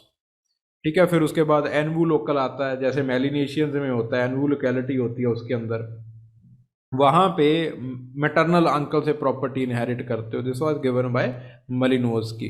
ठीक है, this point was given by Malinowski. फिर उसके बाद जो है वो मेंबरशिप जो है वो मैट्रिलिनियलिटी की होती है, इसलिए एजुकेशन की जो रिस्पॉन्सिबिलिटी है वो मामा के ऊपर होती है, इसलिए। फिर नियो लोकल होता है, जब आपके पास कैपिटलाइजेशन होना स्टार्ट हो जाता है प्रॉपर्टी का, इंडस्ट्रियलाइजेशन के चलते मोबिलिटी की डिमांड होती है कि आपको सिटी में जाना पड़ता है अपनी फैमिली को छोड़ के। ठीक है, हाई क्लास एस्पिरेशंस होती हैं, फूड, या फिर जब कई बार जो है वो फूड की शॉर्टेज हो जाती है, तब कोई हंटिंग गैदरिंग ट्राइब्स में भी न्यू लोकेलिटी जो है वो प्रोड्यूस होती है। So these all things you have to write. ठीक है, अलग अलग आपके पास इनका अलग अलग रीजन है। ओके जी। ओके, सो सेगमेंट्री लीनिएज हो गया आपका। एंड हाँ, दूसरा question, explain how the kinship influences the man social life. यानी कि यहाँ पे किनशिप की इंपॉर्टेंस बतानी है आपको, किनशिप की इंपॉर्टेंस क्या है। 433। So this is the significance of a kinship. जो किनशिप की सिग्निफिकेंस है, it has been studied by the functionalist. Evans Pritchard ने स्टडी किया, ठीक है, न्यूअर सोसाइटी में स्टडी किया, अजांडे में स्टडी किया, ठीक है, तो शिलहुक ने भी स्टडी किया। तो वहाँ पे अजांडे के अंदर जो स्टडी किया, वो किताब लिखी उन्होंने, विच क्राफ्ट ओरेकल एंड मैरिज, उसके अंदर भी ये किनशिप को स्टडी करते हैं। न्यूअर के अंदर स्टडी किया उन्होंने, तो वहाँ पे चीफ की ऑर्गेनाइजेशन को स्टडी करते हैं, उसकी किनशिप ऑर्गेनाइजेशन को स्टडी करते हैं। रेमंड फिफ्थ जो हैं वो टोकोपियंस में स्टडी करते हैं किनशिप ऑर्गेनाइजेशन को। मेयर फोर्टिस हैं वो वेस्ट अफ्रीका में करते हैं। एडमंड लीच हैं वो बोर्नियो में स्टडी करते हैं, श्रीलंका में, बर्मा में स्टडी करते हैं। फिर आपके पास जो मलिनोस्की हैं वो Argonauts of Western Pacific Trobriand islanders में करते हैं। फिर उसके बाद अंडमान आइलैंडर्स में, वेस्टर्न ऑस्ट्रेलिया में आपके पास रेडक्लिफ ब्राउन करते हैं। सो दीज आर, ये आपके पास वर्क्स हुए हैं किनशिप ऑर्गेनाइजेशन के ऊपर।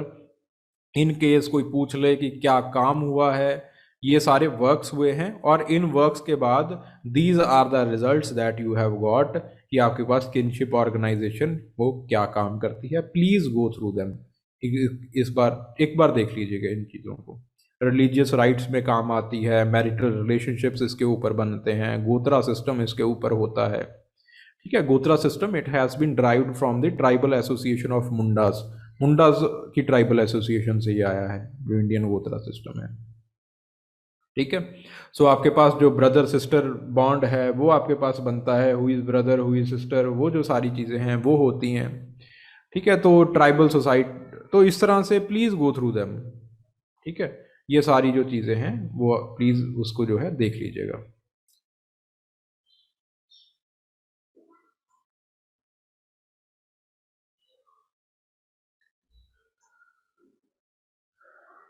ओके,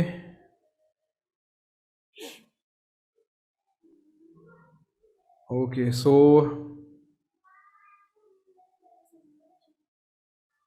फंक्शनल इंपॉर्टेंस हो गया भाई, this one has been done. Segmentary lineage again we have done, इसको भी हमने कर लिया है। ठीक है, please go through this page number और देख लीजिएगा इसको। Okay, then the kinship system, what is the kinship system that we have done, और इसका वेस्टर्नाइजेशन के कंटेक्स्ट में क्या इसका प्रभाव हुआ है। 440 page number. These case studies they are important भाई। किनशिप का इंडिया में किस तरह से किनशिप पैटर्न जो है चेंज हो रहा है, this question can be asked. MSA Rao ने जो है वो इसके ऊपर स्टडी की है, दैट किनशिप पैटर्न, वो उसमें एफिनिटी जो है, वो जो लगाव है लोगों के बीच में, वो चेंज हो रहा है, वो कम हो रहा है। दो वजहों से कम हो रहा है, MSA रॉय कहते हैं कि दो वजहों से कम हो रहा है। पहली वजह है इंटरकास्ट मैरिज, दूसरी वजह है कि आप लोग जो हैं वो दूर दूर रिश्तेदारियां बनती हैं, तो दूर दूर रिश्तेदारियों की वजह से आपके पास जो है चेंज होता है। ठीक है, फिर उसके बाद KTN उन्नथन, 2017 में इनकी डेथ हो गई, तो KTN उन्नथन जो है उन्होंने मैट्रिलिनियल सिस्टम जो है उसको स्टडी किया। पहला कैथलीन गौर ने स्टडी किया था नायर फैमिली में, फिर उसके बाद जो है वो कैथलीन नायर फैमिली को जो है वो उन्नथन ने स्टडी किया, KTN उन्नथन ने स्टडी किया। ठीक है। और वो कहते हैं कि कहीं पे ये जो सिस्टम है ये अल्टर हो चुका है, अर्बन एरियाज में तो ये चेंज हो चुका है, जो रूरल पॉकेट्स हैं उसके अंदर ये जो सिस्टम है वो अभी भी पैदा हो रहा है। और वहाँ पे एक वो ये ऑब्जर्वेशन बनाते हैं, पहले क्या था कि जो विजिटिंग हस्बैंड है उसी के साथ जो था वो वाइफ का संबंध रहता था। ठीक है, विजिटिंग हस्बैंड वाइफ के पास जाता था या फिर वाइफ जो है वो हस्बैंड के पास चली जाती थी, तो इस तरह से जो है वो उन दोनों का संबंध रहता था। अब जो है वो वाइफ का संबंध उस विजिटिंग हस्बैंड के साथ भी रहता है और उसके ब्रदर के साथ भी रहता है। ठीक है, तो ये जो है वो नई चीज वो जो है वो उन्नीथन बताते हैं। ठीक है, कि तारावाद के जो और लोग हैं उनके साथ भी जो है वो उसके मैटरनल किन्स वगैरह के साथ भी जो है वो उसका संबंध रहता है, जो वाइफ का संबंध है। कई बार वाइफ जो है वो आपको, जो हस्बैंड अगर जो उसका विजिटिंग हस्बैंड है वो अर्बन एरिया में चले जाता है कमाई करने के लिए, तो वाइफ जो है वो 3-3 दिन तक वहाँ पे अर्बन एरियाज में वहाँ वहाँ पे जो है वो रहती है। या फिर आप छुट्टी लेके जो हस्बैंड है वो उसके पास आ जाता है, 3-3 दिन तक वाइफ के घर में जो है वो रहता है। सो ये जो चेंजेस हैं ये नायर फैमिली में जो हैं वो आई हैं। वेदास का मतलब है कि जो उसका हस्बैंड का घर है, विजिटिंग हस्बैंड के डिवेलिंग प्लेस है। ठीक है, सो इस तरह से these changes these are recorded by Unnithan. Unnithan ने ये चेंजेस जो है रिकॉर्ड की हैं। ठीक है, तो इस तरह से एम एस ए रॉय कहते हैं कि रूरल एरियाज में अलग चेंजेस हैं, अर्बन एरियाज में अलग चेंजेस हैं। तो मालाबार के कई एरियाज में, त्रावणकोर के एरिया में वो कहते हैं कि बहुत तेज़ी से चेंज आई है। कई जो है वो आपके पास मालाबार के जो इलाका है उसमें जो है चेंज बहुत ही ज़्यादा स्लो है। और आपके पास जो कोचिन है वो बीच में, कहीं बीच में है। सो इस तरह से जो चेंज का पैटर्न है वो इंडिया में अलग अलग दिखाई देता है।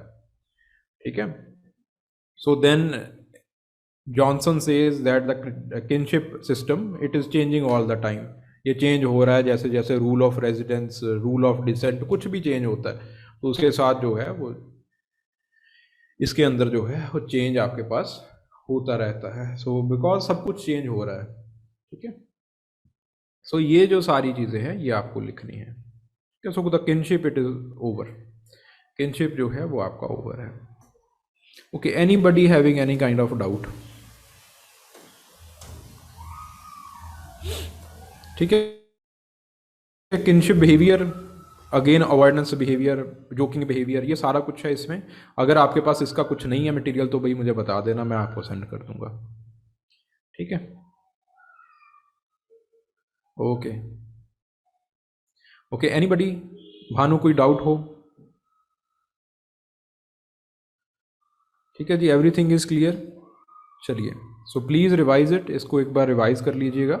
जो चीज़ें नहीं हैं उनको जो है एक बार देख लीजिएगा। आई will send you this updated PDF, ये अपडेटेड पीडीएफ है, मैं आपको सेंड कर देता हूँ। ठीक है, इसी के साथ जो है वो आपका जो भी ट्राइबल का काम है मैं आपको वो सेंड कर दूंगा। प्लीज़ गो थ्रू देम, एक बार देख लीजिएगा। थीमेटिकली मैंने चीज़ों को अरेंज करके रखने की कोशिश की है। And 90%, 99% of the chances are कि जो है वो उन्हीं थीम से दोबारा फिर से जो है वो ट्राइबल से चीज़ें पूछी जाएंगी। ठीक है, गेटिंग द पॉइंट? ठीक है जी, ओके ओके ओके, चलिए, थैंक यू वेरी मच।